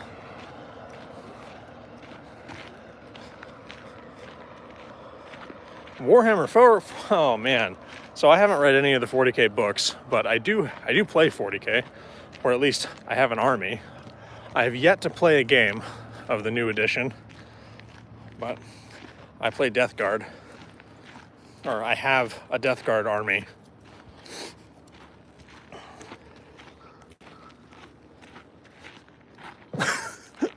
Because I'm just a big stinky.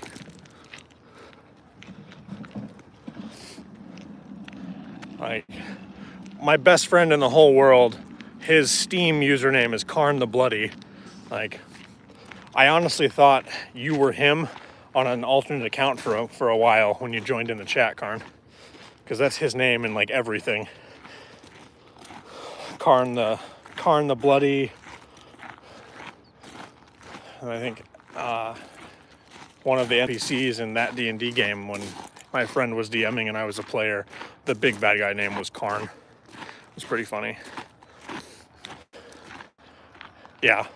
I don't have the focus to sit down and like paint the models as well as I would like to, but it is really fun. I really like doing the modeling, and it bleeds through with D&D a lot. So you spend a lot of time on some cool models, and then you have these like epic badass models to use for D&D. Okay.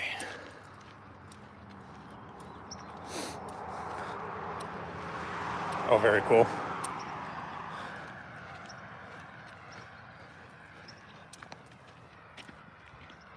Yeah, I haven't read any of the 40k books though.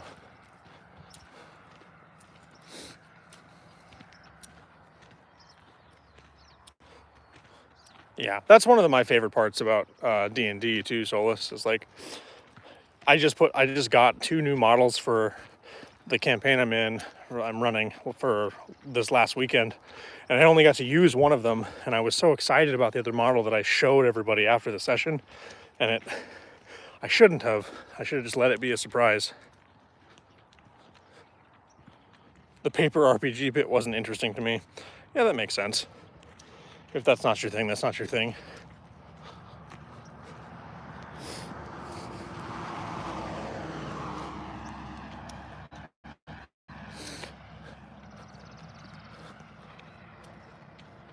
Audiobooks slap at work, yeah. Podcasts and YouTube. That's why YouTube became my biggest platform. It was the platform that I use the most as a person. I'm gonna feel, it feels silly to go get these steaks, and I'm just gonna go throw them in the refrigerator, and we can go back to doing poems. These are breakfast steaks now.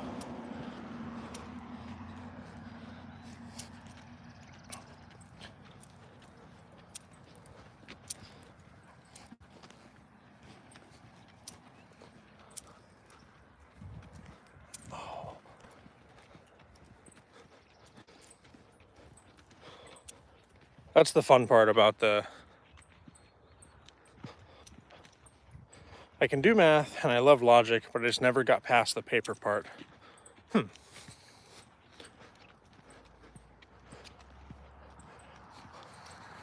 Yeah, a lot of what we do now is digital. I don't know if that changes the way you're talking about it. It sounds like not to me, but like all my character sheets and all my notes and all that stuff is just on my phone. It's not like trying to keep track of a notebook. Yeah. And Blood Angels are a sweet army too. I know jack to nothing about anything besides Knights, Nids, and Death Guard. Like, our friend group has a Salamanders player, a Knights player. I was a Knights player and then sold my Knights army. And then Necrons are the other like big one.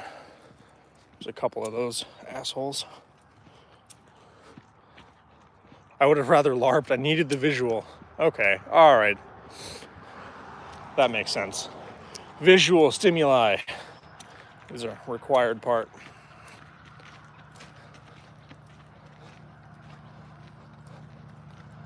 Oh, man.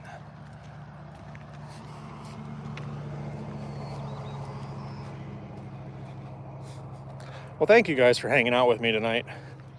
I know we started with poems and it turned into a walk to go get a steak that I'm not even going to eat right now, but I appreciate everybody hanging out. Have a good night, Jill. Thank you for your prompt and being here for the end of one book and the beginning of the other. I do plan on streaming again tomorrow, so I should be live around the same time.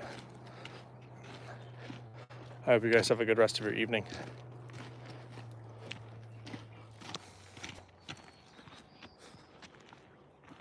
It wasn't a mistake.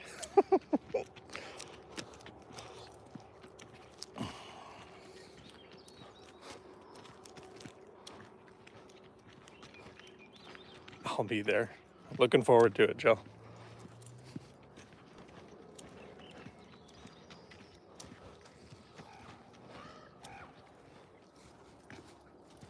That raven's laughing at me. How do you like your steaks? Like winning an argument with my wife. Rare. Blue rare. The rarest of the rare.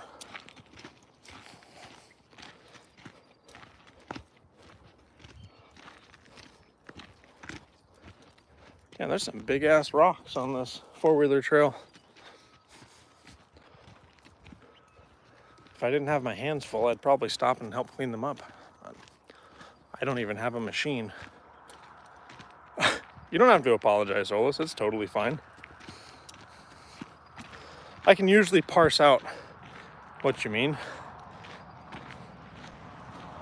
And I got it. It wasn't a mistake. I got you.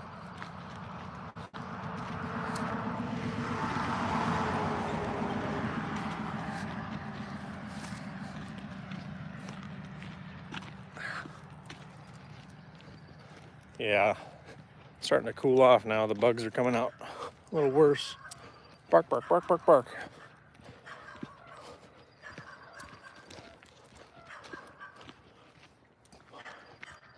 Bark, bark, bark, bark, bark. This little guard dog is making sure I stay on the trail. Boof, boof. Boof, boof, boof. He's ferocious. If I couldn't see him, I might be terrified, but I can see that it's like a schnauzer. I'm not very scared. I've got these large thumbs and lots of tiny buttons. Yeah, I know the struggle. I wish talk to text didn't consistently ruin what I was trying to say, or I'd use it more often. Like some of my friends, they use the swipe to type, like you just touch the keyboard and drag your finger around. I have no idea how you can type like that. I touch too many damn keys.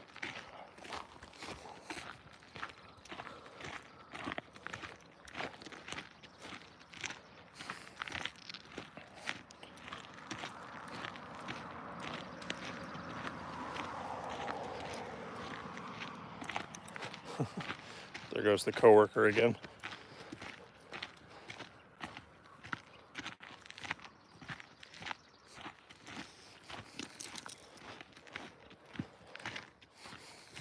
So getting back down to the camper and getting situated,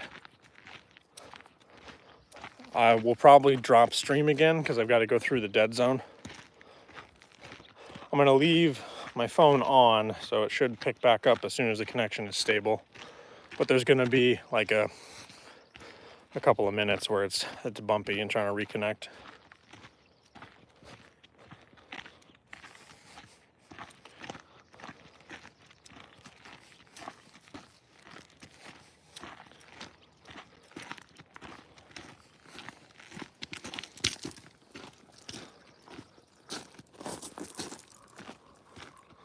You guys watch that way.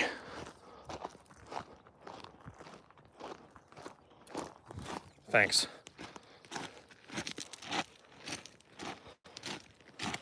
Well, I'm glad I didn't just go to sleep after work. Glad I turned the stream on. I was thinking about napping and just turning on stream later, but I was worried I wouldn't get up.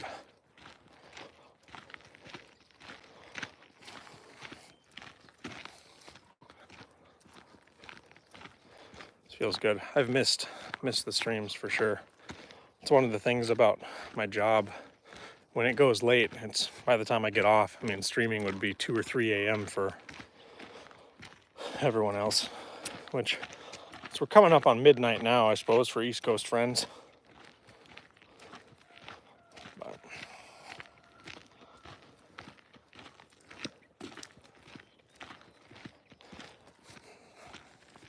I got my steps in today. Yeah, I don't have a way to track those. I probably should. I can look at the number of steps, or at least the distance I've walked. I've always been curious about those steps trackers things. If I take smaller steps, does it count towards more? Or does it track like just the distance and then compute it into like an average for number of steps? Or is it actually tied to like my foot distance? It's gotta be just base like distance traveled, I would think.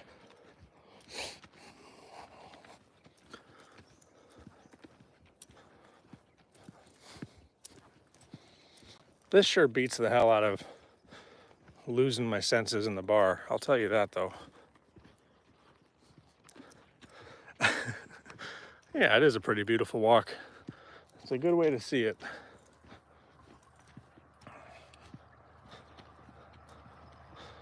I am thankful that the Kia is like at the end of this hill though, because the way back into the campground is a lot longer than it looks. But when I get back to the camper, I'll do a couple of poems, a couple of prompts. At least do a sign off. It's been a pretty cool like milestone stream. We filled up the one notebook, the first notebook.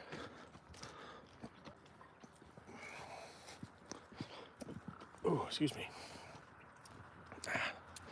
Screw off, bug.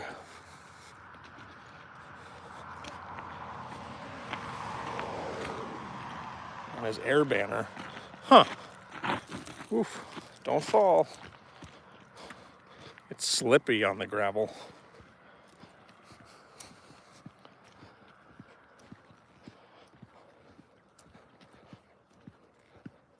I've got to start putting more poem videos out on the channel too. I haven't posted a video in like a month since I did that coffee box opening. Air hammer. Ah, okay, gotcha. Those are some cool tools.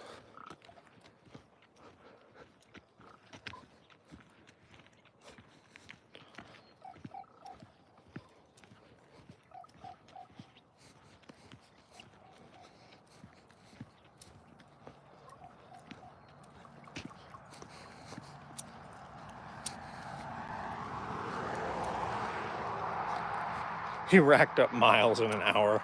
Yeah, I imagine you would on an air hammer.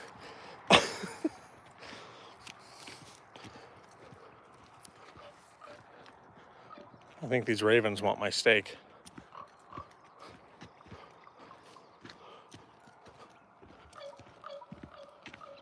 They're flanking me. No. They're on about their own business, I'm sure.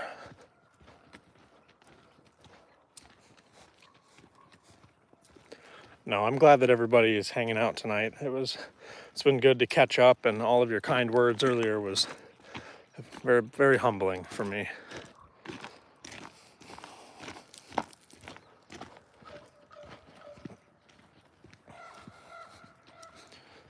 Makes me very happy that I started doing what I'm doing here. See Heather popping in, and just that was such an awesome thing. Went into detox, got sober, began recovery. That's so awesome.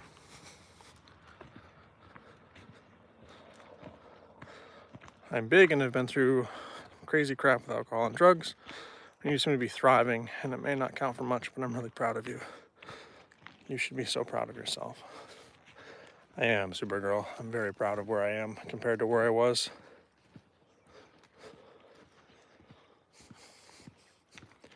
After a few weeks, he got shut down. Yeah, I imagine they caught on pretty quick when one guy is doing miles in an hour. Every good thing you do for yourself is a win. It's true. Progress is progress, no matter how small.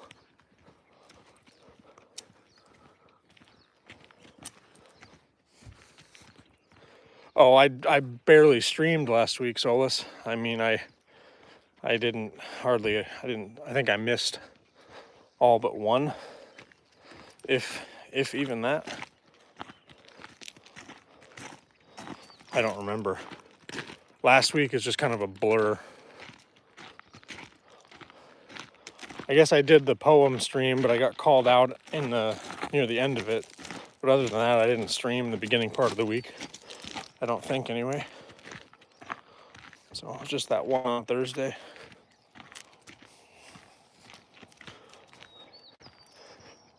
Yeah. When things get busy, this is the thing that's the easiest thing for me to cut out. And it's not like I'm cutting it out intentionally. I just don't have time. Like, work holds me late. I don't get off work until 7:30 for my time. So it would be like right now would be when I would be able to start stream. And it's not feasible because I have to go to bed fairly, like, I don't know. I'll still be up for a couple hours, but I like to get off stream and wind down and call home and do that. I haven't done that yet tonight. I should probably do that. Maybe we'll just do one poem when I get back to the camper.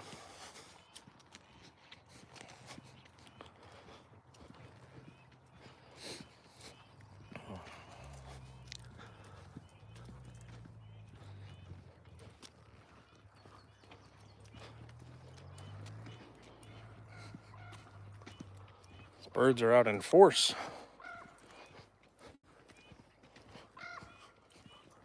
Caw, caw.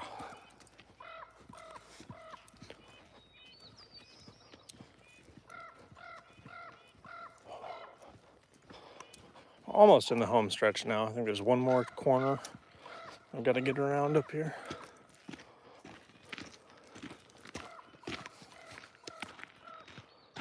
I do not have any little ones. Just the dogs. I've got 4 dogs. My life is not very conducive for children. It's something that I decided some time ago just wasn't going to be a thing for me.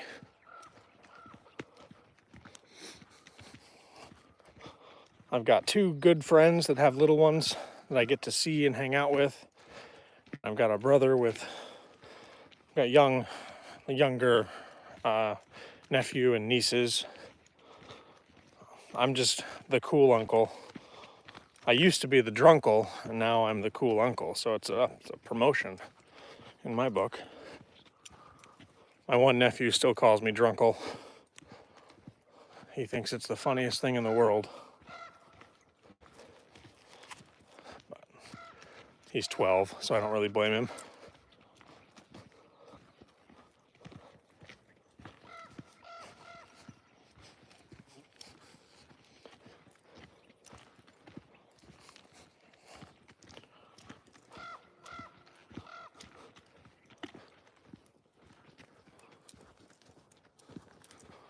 It's kind of ominous, this trail.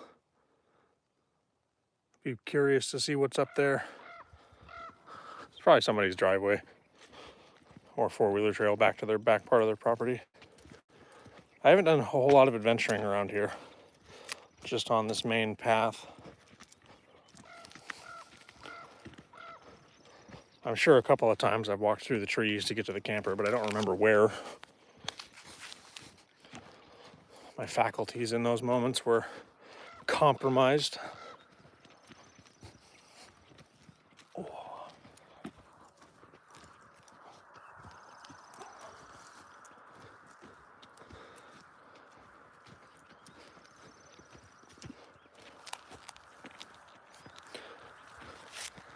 The wind has stopped and the bugs are out in force now.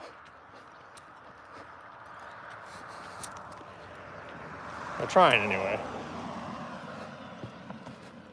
Where the hell did she loop around at?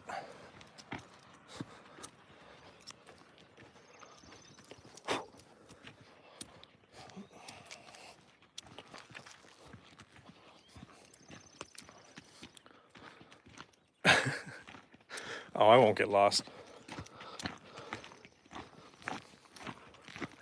Hi. Well, I know where I'm going now. Staying on the main trail. My car is just right around the corner up here. And then it's just a quick hop back to the camper. We can get a couple more poems in the book. And I'll say goodnight to everybody.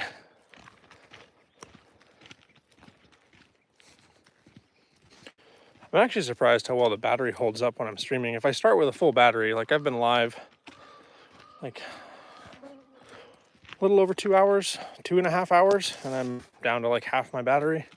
So I could probably do like a 5-hour stream on just my battery if I don't have my auxiliary microphone. That little microphone takes a lot of juice, actually. But more than I would expect it to. But it makes sense.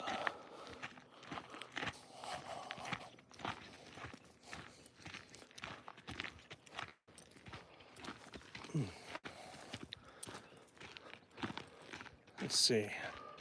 I think I have... Was there a prompt from you, Supergirl, for the poem stream that I didn't get to? Is that true? I think I might have written it if it was true. Because I think I remember we left off on one of your prompts, if I got one from you. I don't remember.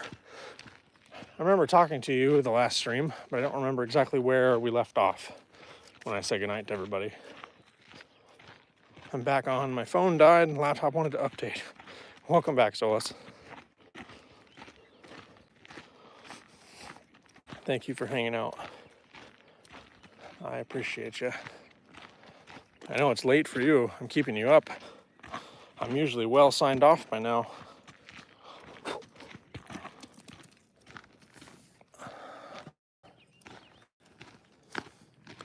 I have not caught a reading yet. Okay, gotcha. That's right. You were when I was just walking around town at home.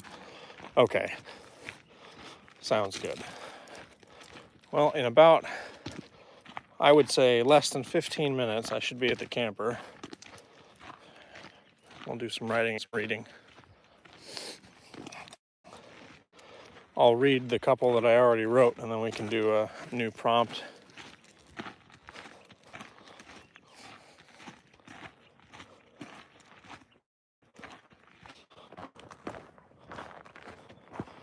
It seems that always happens too, Solus. You need to use the machine for something, whatever the machine may be, and you turn it on, and that's when it needs to update. It's like, oh, actually, I need to get these essential functions updated. And then if you go back and read like the patch notes, it's like just nonsense. Unnecessary nonsense.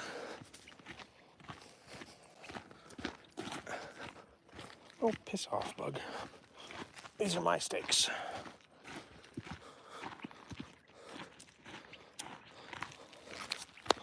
My day went surprisingly well, so I'm hanging with our clan. That's cool. I'm glad that you had a good day, man.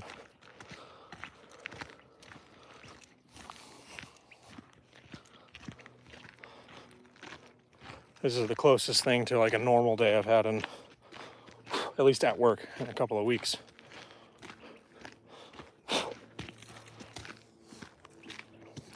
It's been really enjoyable just catching up and taking it easy with everybody.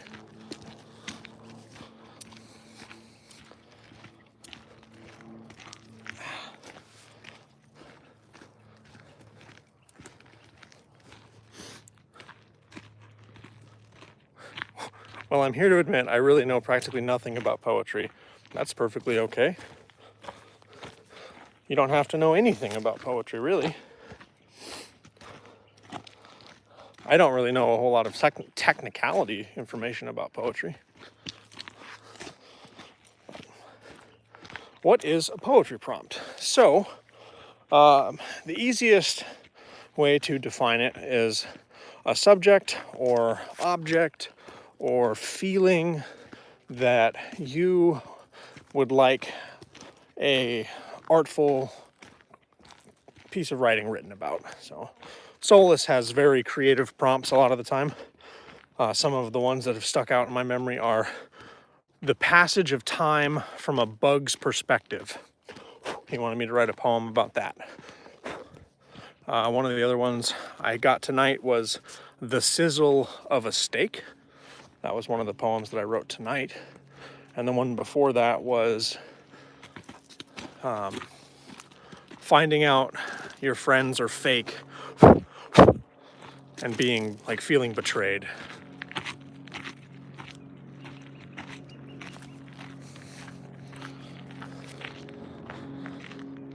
For the next live stream, could I prompt a poem for the people in my poetry clan?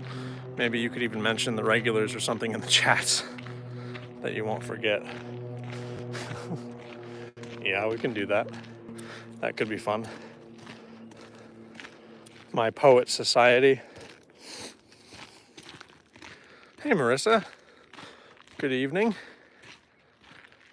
Yeah, it's kind of unusual actually that I'm live this late. I was doing poems, and one of the prompts was the sizzle of a steak, and I read the poem, and then I got hungry, and I went for a walk, and now I have steaks. So rather than abandon stream early to cave to my impulsive thoughts, I just brought stream with me. And we're just getting back down the road to the car now, and I'll be headed back to the camper to do a couple more poems before signing off, trying to make up for some lost time with all the streams I missed over the last couple of weeks. The stage fright one was dope too, yeah. I liked writing that one. That one was a meaningful prompt for me to you.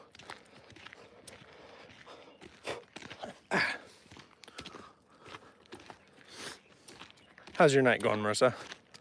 Hopefully well.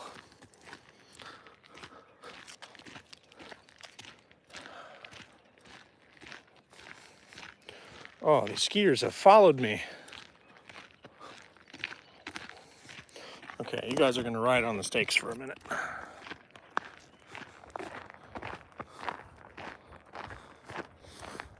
That makes me feel good to hear, Solus, thank you.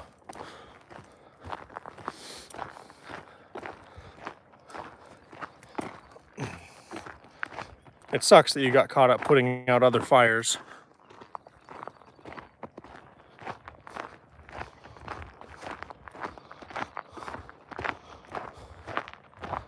Hey, Karn, welcome back. Phone died. No worries. No worries at all. Is it getting a little darker or just the vid? The clouds are kind of rolling in. I'm right under the clouds, but no, not really.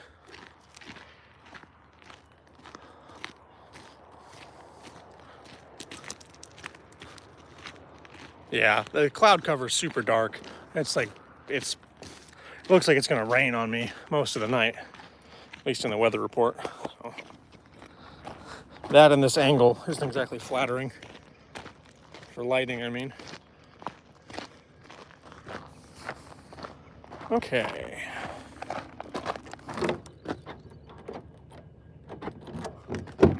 Let me in. Oh, to the crap car.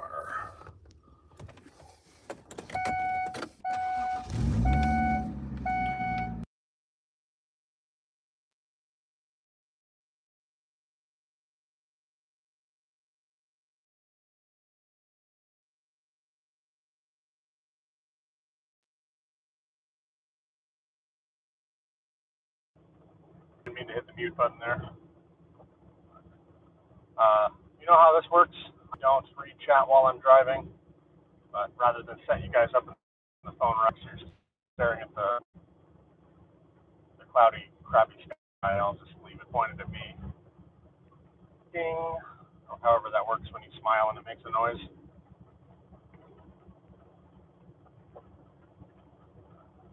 I'll probably get us set up in the camper and then make a run to go throw the steaks in the refrigerator and then come back and we'll do some poems.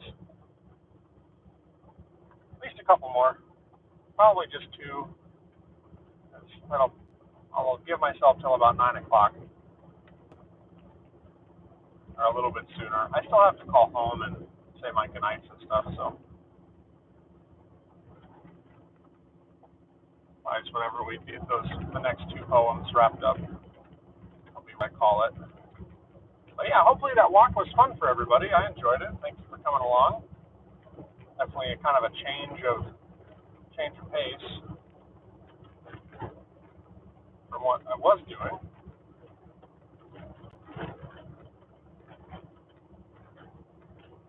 That's the kind of impulse thought that I don't mind having. That's a much easier one to take care of than some of the other stuff we were talking about earlier. Sorry, I keep looking, but mostly to see if the frames have dropped. Because you guys reconnected as soon as I can. I just have to get back to my cell booster. We should be good to go. Booster and being a needy turd. Sometimes if you try to connect it after you've disconnected from it, it doesn't want to believe that you have your phone paired to it correctly. It's kind of dumb.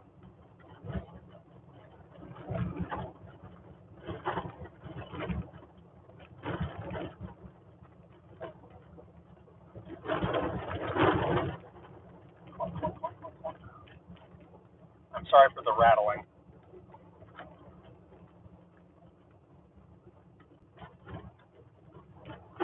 My car is held together with hopes and dreams. I say that, but it's actually been a pretty good little car, considering it was free to me.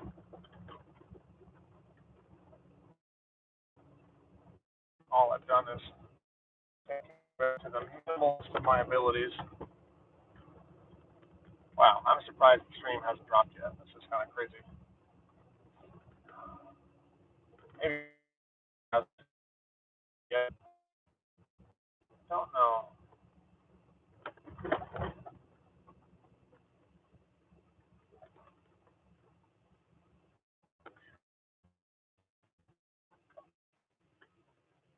And we're back to the camper. We'll get you guys put away.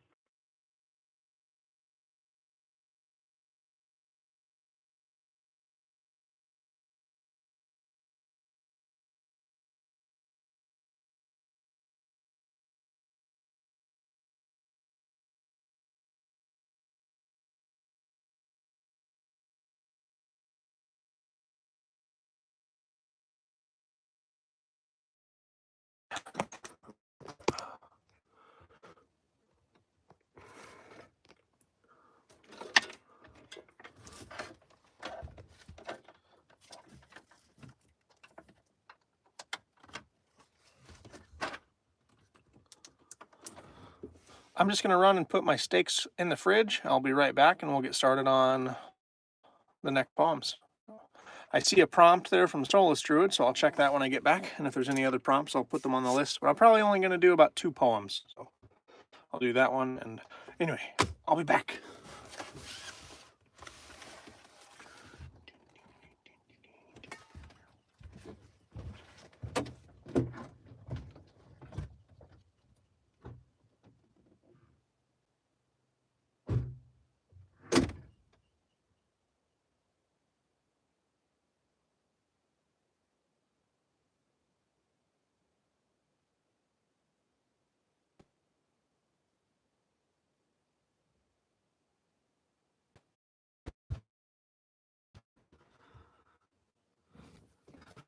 Let's see.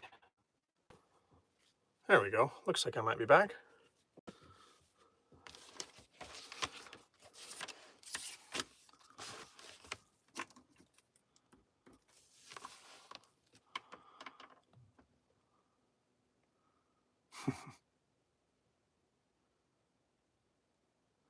Yeah, I'll cross my fingers for that job interview, Supergirl.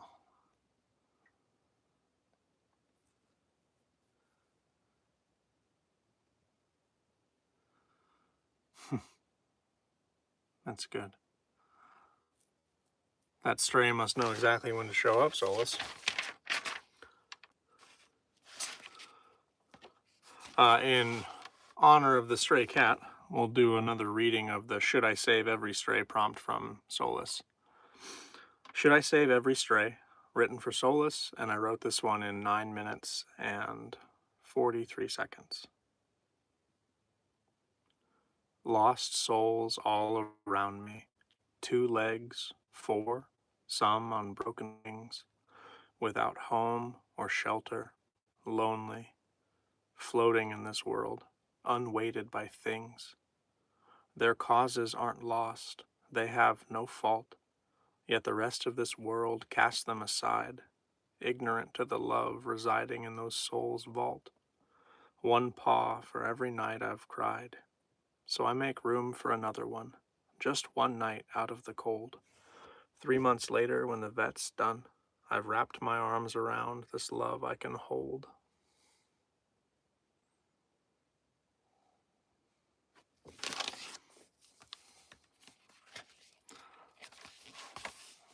Yeah. This is pretty awesome. It was a good prompt. I'm glad that the kitty is there to eat, for sure.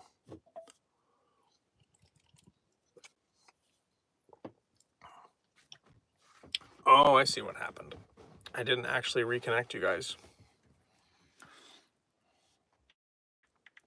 No wonder the stream dropped. My booster is just sitting here saying, haha. Let's up. There we go. Very cool. And I saw one that Solus just put in chat.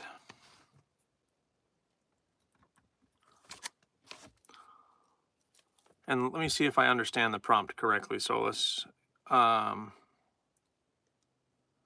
When you hear the ding or see the light, do you know what to do? Like, as in, when opportunity? When you said 2 legs, it made me cry. I've felt like a stray before. Me too. I lived for a long time without feeling like I had a home.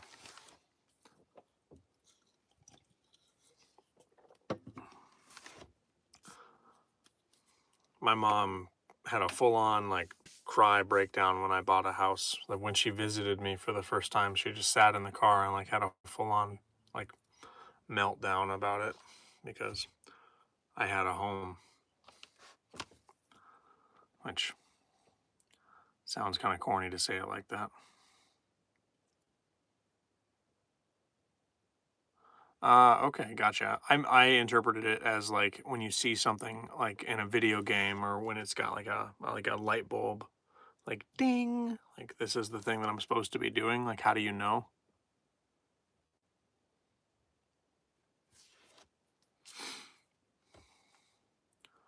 You mean it like a warning light or like a check engine light? Okay, I gotcha. Gotcha. I can work with that.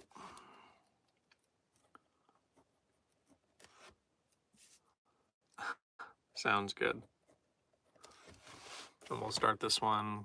Holy cow, it's been a long... How long did that walk take? I was gone for 84, like an hour and a half. Man, it's a nice little break. We'll start this one at 174.10.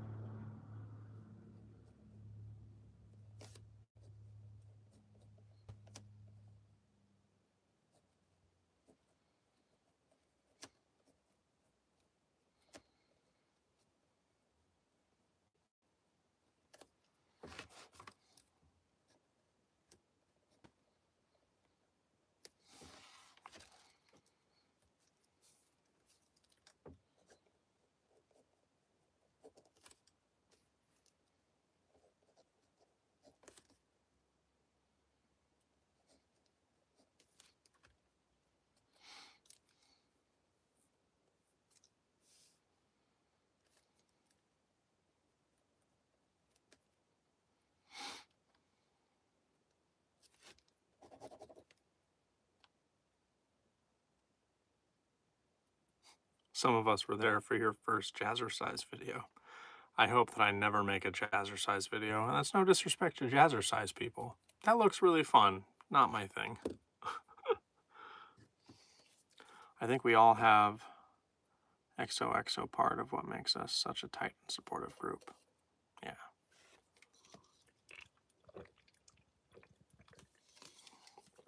It definitely helps.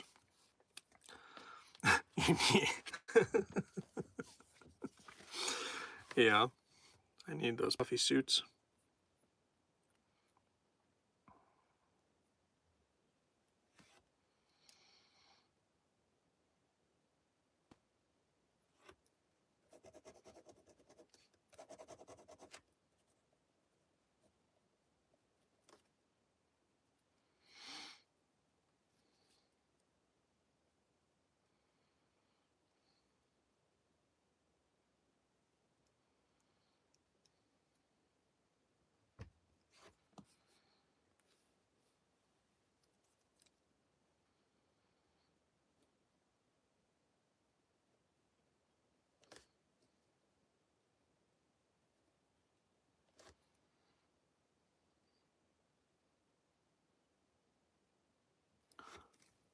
Prompt. The first time you realized you just made a happy memory you couldn't have had if you haven't gotten sober. Absolutely.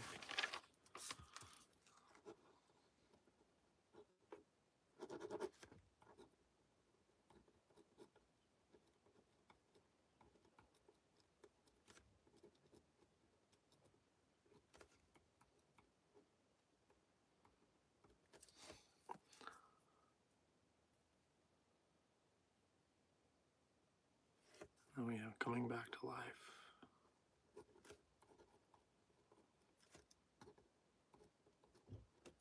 For Ange. Yeah, no, that is a good one, Supergirl. I really like that prompt. As like one of the things that I was just talking about on the walk. Like, I sure am happy that I'm walking down this little dirt road to my car, then I'm not up at the bar. Like, that's very cool. I wouldn't be doing this if I hadn't gotten sober. Hey, Mike, Mick. Reads either way. But welcome, welcome.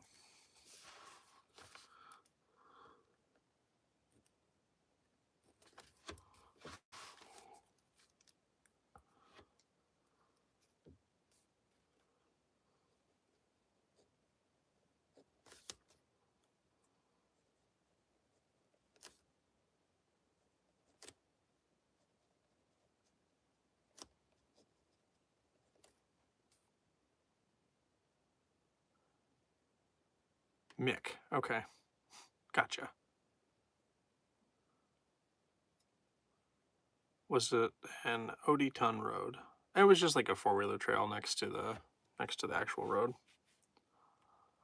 I'm trying to keep my mother healthy after a life of poor eating and smoking cigs, and I keep telling her she needs to meet her granddaughter. She needs to fight for that. It's a good motivation.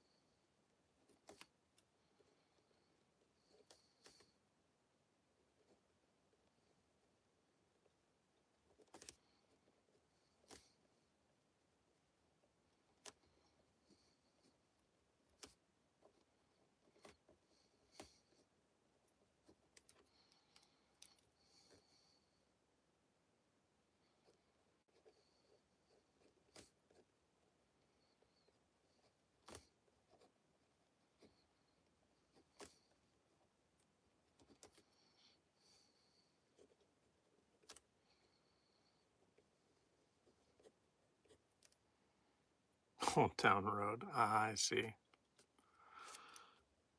I see.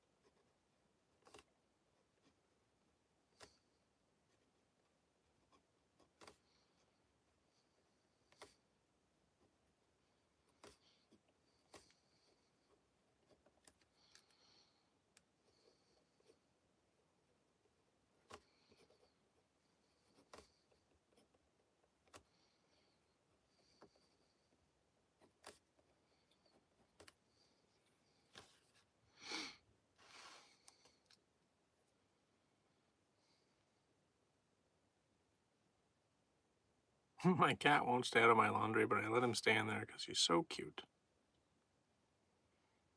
That is cute. As long as it clean or dirty laundry, Mick. It's the cat's not at risk of being like plopped into the washing machine, right? You do know that the cat's in there. Old Town Road was a joke. The melody was taken from a Nine Inch Nails song. I have a broken musical brain. That's not broken. That's awesome. I didn't know that.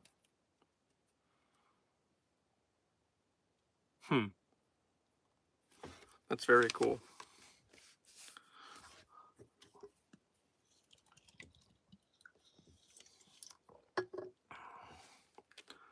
Promise not to wash him. I won't wash him.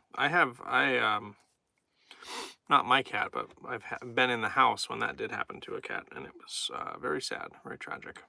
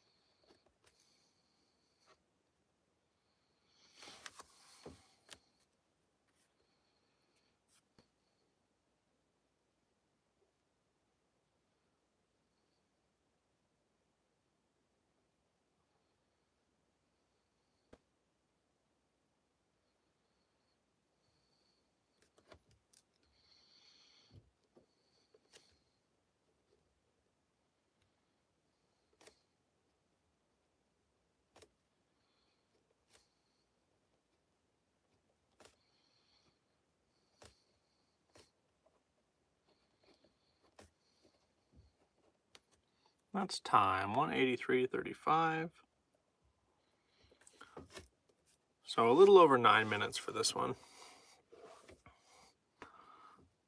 Laundry is definitely the better option. So this is Solis's prompt.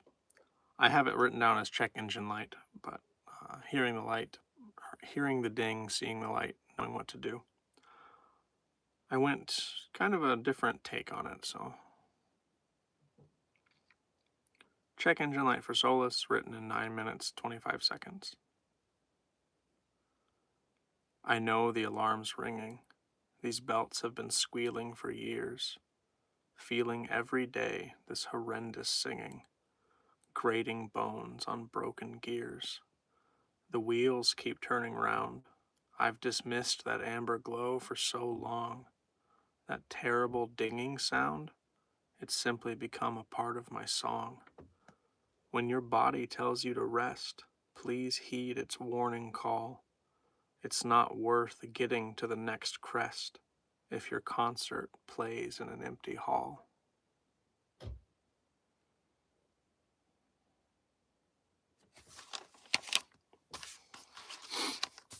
Your broken musical brain was the inspiration there for part of it there, Solis. So thank you for that.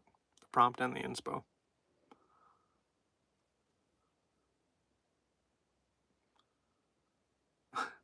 In the trash can.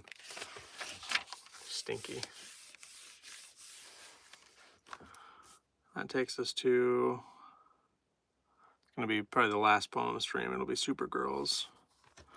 And I have it summarized as the first happy memory in sobriety.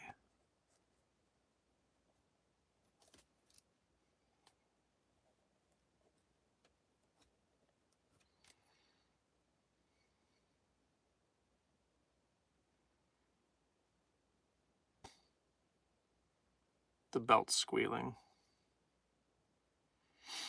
Just a little deodorant, it goes away. On those older rigs, anyway. Okay, let's go 186.15 to start this one.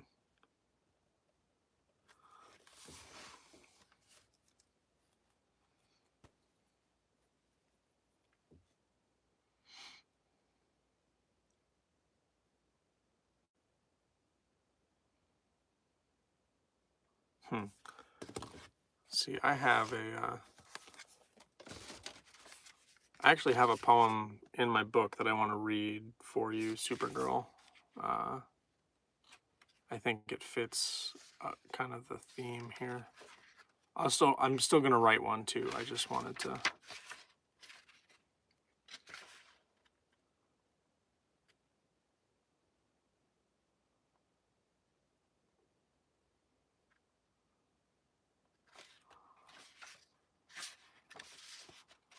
There's that one.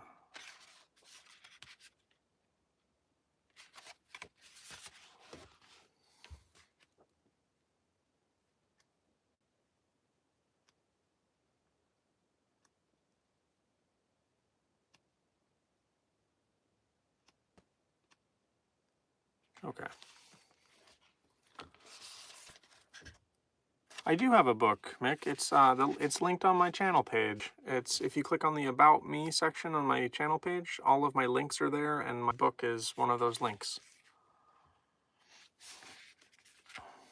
I don't know how you do it. Same as said when I play drums. It just flows. Yeah, it's just what I like to do. So this one is from my book called Rise, and this title of this poem is called Comfort. Comfort used to soothe from the jukebox, pulsing across my body in waves, radiating through my brain, rattling its locks, echoing up from within the deepest of my mental caves. Leaving work meant abandoning the light, battling a darkness swarming with fears, with no reinforcements, alone in the fight, left to the courage found at the bottoms of beers. Now it comes from the satisfying whistle of a kettle, the scent of peppermint wafts about my house, competing with a candle or flower's petal. Contentedness now a billowing flame I dare not douse, having left behind the world of the bar for a life of monumental happiness, now and then rubbing the scar. Unbelievable. I used to think I deserved less. It's in the same vein, but not quite your first happy memory that you're able to have because you're in sobriety. Like that's a much deeper thing. So I don't know about deeper thing, but it's a different thing. Thanks, Mick. Yeah. The intention of Rise is to help people battling with substance abuse or who have loved ones going through that struggle. It's a short collection of poems about my time in substance abuse, my time in therapy, and my time learning to love myself afterwards and like living in that state. And it's a very, very difficult emotional roller coaster to manage, and a lot of people have a very hard time putting it into words. So I'm hoping that this book will serve as like a conversation piece for people that are having a hard time processing or like that feel alone. I want them to know that they're not. Like, you're not alone. You're not the only person, even though whatever you're battling makes you feel like that. Okay, I'm going to reset my time. 190.08. 190.12.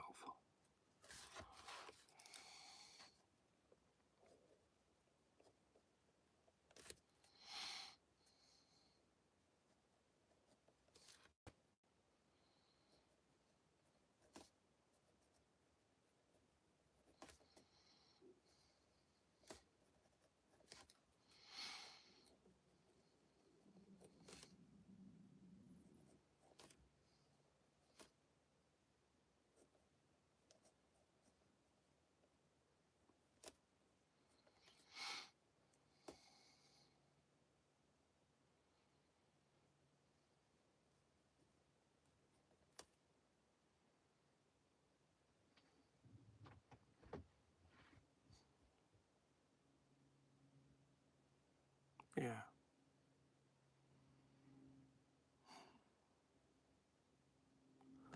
How much better life can be with the right things and people in your life. That's a good way to summarize it. The book is separated into like 3 sections. It's 10 that are in like their low, like it's when I'm feeling my worst. 10 where I'm like in therapy, and then 10 that are just kind of like after learning to kind of like love yourself and like understanding that just because this has happened, it's not a forever shape. And one of my prerogatives on sobriety and substance abuse is I choose to acknowledge that that was me. I don't view myself as a different person in recovery. I don't like the terminology that like that's not me anymore. I I feel like that's reductive of people. I feel like to say that to somebody is to ask them to, when someone says that to me, I feel like you're asking me to forget my life experiences and where they've brought me. And I am willing to acknowledge that that is me. I am still that person, and I've been able to grow and change my behaviors as that person, and I'm still the same person. Like, I don't know. I feel like it's very dehumanizing when you say like that's not me, or that part of me is dead. Like I don't like that language. I don't like that terminology. But that's a personal opinion. I mean, if that's what works for you, it's what works for you. And that's another thing that I preach is do what works for you. Like whatever it is, however strange it might be to other people, do what works for you.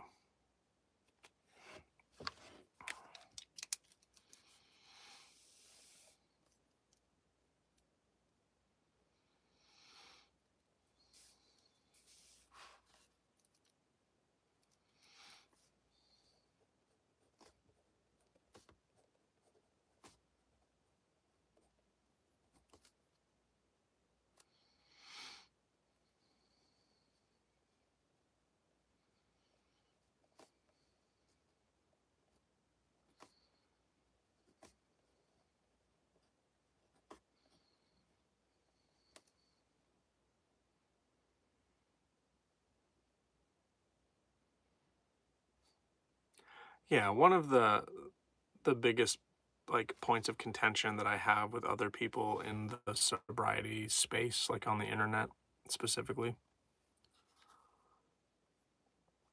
is like I count my days. Like I have a lot of strength. I find a lot of strength in the counting of the days, and it works for me. I draw from it. And there's a very famous interview from this guy. I think his name is like Tony Robinson. I might be saying that incorrectly. Anyway, he's interviewing Theo Vaughn, and Theo Vaughn's trying to quit smoking, and they're having a conversation about cigarettes. And there's like a quote in that interview that got a lot of popularity. It's like, if I ask you if you want a cigarette, you can ask me what kind it is? No, you're going to say no, because you're not that person anymore. It's like, okay. I mean, you're just not allowing the person that you're mentoring to acknowledge that they are that person. You're saying that's not you, and it just like feels very, very directive, very like, I don't know the right terminology for it. I don't like the way it sounds or comes across. Theo Theo is a gem, and also like just cracks me up a lot of the time. He says the most out of pocket shit all the time. We fell into this greatness, perhaps, or the other brought us here because we needed it for each other. I am proud to know you, Soulless Druid. I'm happy that you found your way into my chat.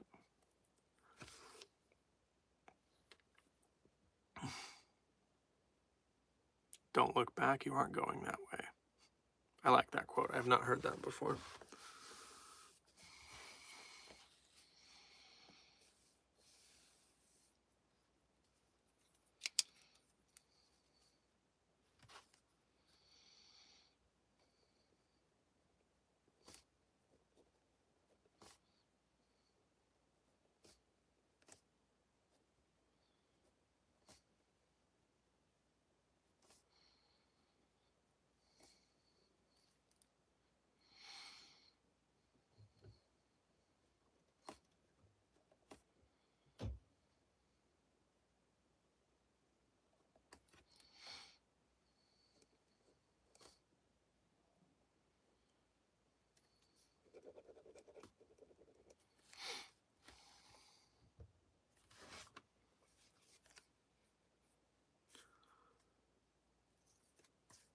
Like his intentions are in the best of places from everything that I've seen and all like a lot of his interviews and like content stuff is like he seems like a super solid, like nice, well intentioned little guy.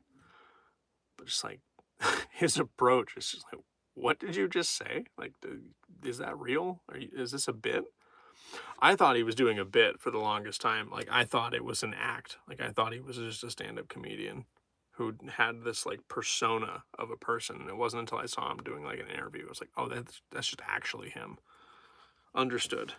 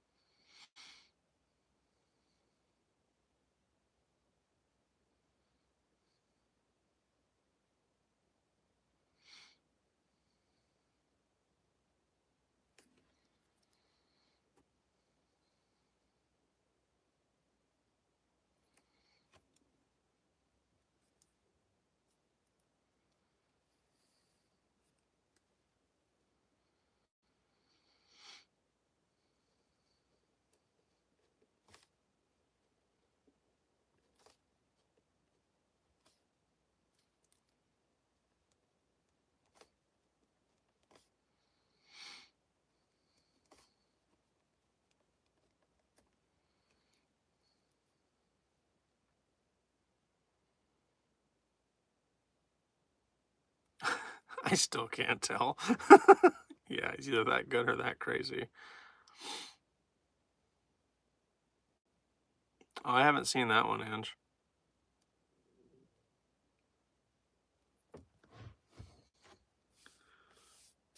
Does he have his own show or his own like channel or something? Because like I've only ever seen him doing like when he gets a viral short or it goes on podcasts. A few like stand up comedy skits, but not skits, but like bits.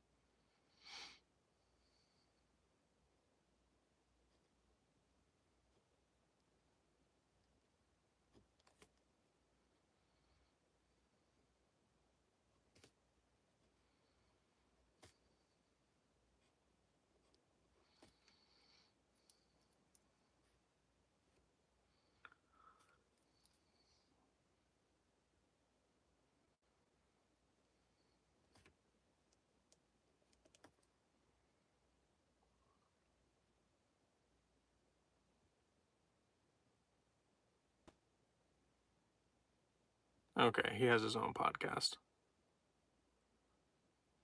Oh, that's awesome. That's really cool, Ange. I'll have to check that out.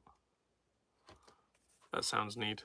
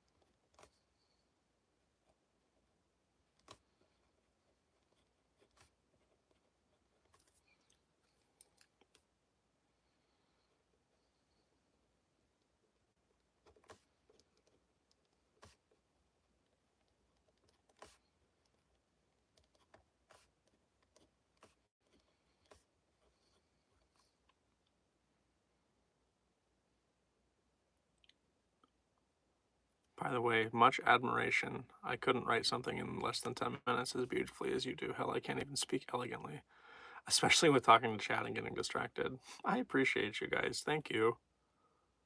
That's awesome. I appreciate your kindness.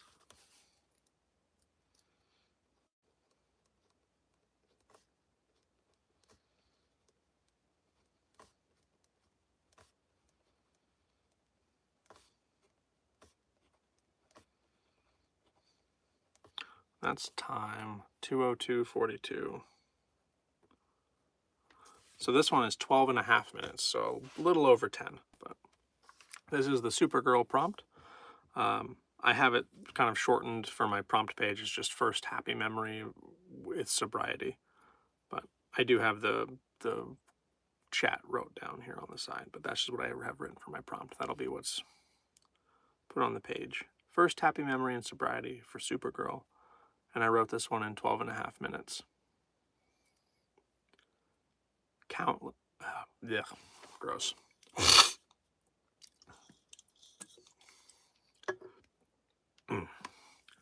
Countless days have washed over me, leaving me in the tide lines of regret. All of the wasted would, should, and could be. Those what ifs fade away now into rays of a sunset.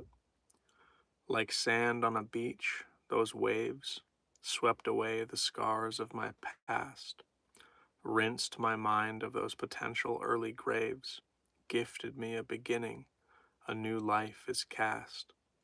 Today I claimed a memory, cradled something I thought was surely over, knowing this wasn't available to me until I made the choice to be sober.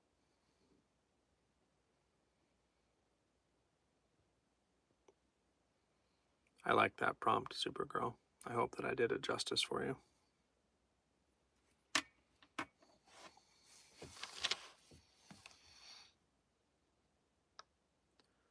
I don't think it makes you sound dumb, Supergirl, at all. Like, my brain is running 1,000 miles a minute all the time.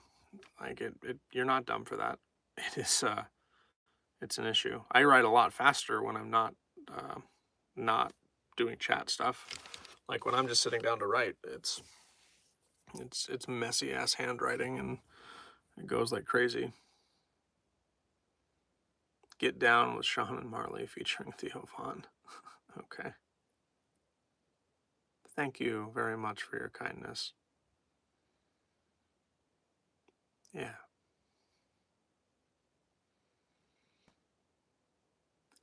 I know I don't have kids, but I have very close experience with people in my friend group of the time not being allowed to see their kids or having separation or having issues like that because of substance, alcohol, drugs. And it was one of the big motivators by one of my old compatriots why he decided to pursue sobriety. That's where that line specifically comes from as motivation.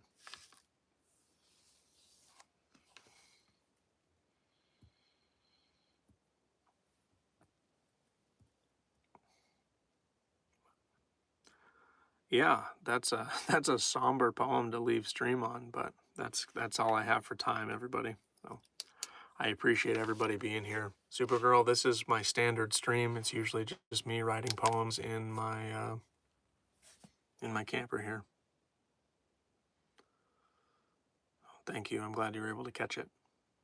Thank you for weathering the walk with me and believing that there was going to be poetry at the end. Mick says, I worked for CPS and it was so heartbreaking to work with families affected by substance abuse. Thank you for your art. This stray is laying under my race car. Oh, thank you, Mick. Thank you for your kindness. I'm glad you're here too. You're welcome here anytime, Supergirl. If you're on Discord at all, feel free to jump into the Discord link. It's linked on the channel page. It takes you to the Sober Poet Society. That's my Discord server. We have a general chat room and poetry workshop and talk about sobriety and questions in there. Yeah, thank you, Marissa. I don't have the proper credentials to list myself as any kind of an expert or any kind of a voice on mental health, because everybody is there's diagnoses that are involved and things like that. And I get really nervous about saying, like, using mental health, because there's a large part of the community that uses it as a buzzword. But yeah, there's a lot of similarities there between substance abuse and mental health. And I have used it before as like, this is something that I'm talking about, but just in my own experience, like in that capacity. Hey, Redneck. Welcome, and you're just in time to catch the end of stream. Good to see you again. Thank you for being here, everybody. I hope you all have a beautiful rest of your evening, and I'll see you tomorrow at 9 p.m. EST. Take care.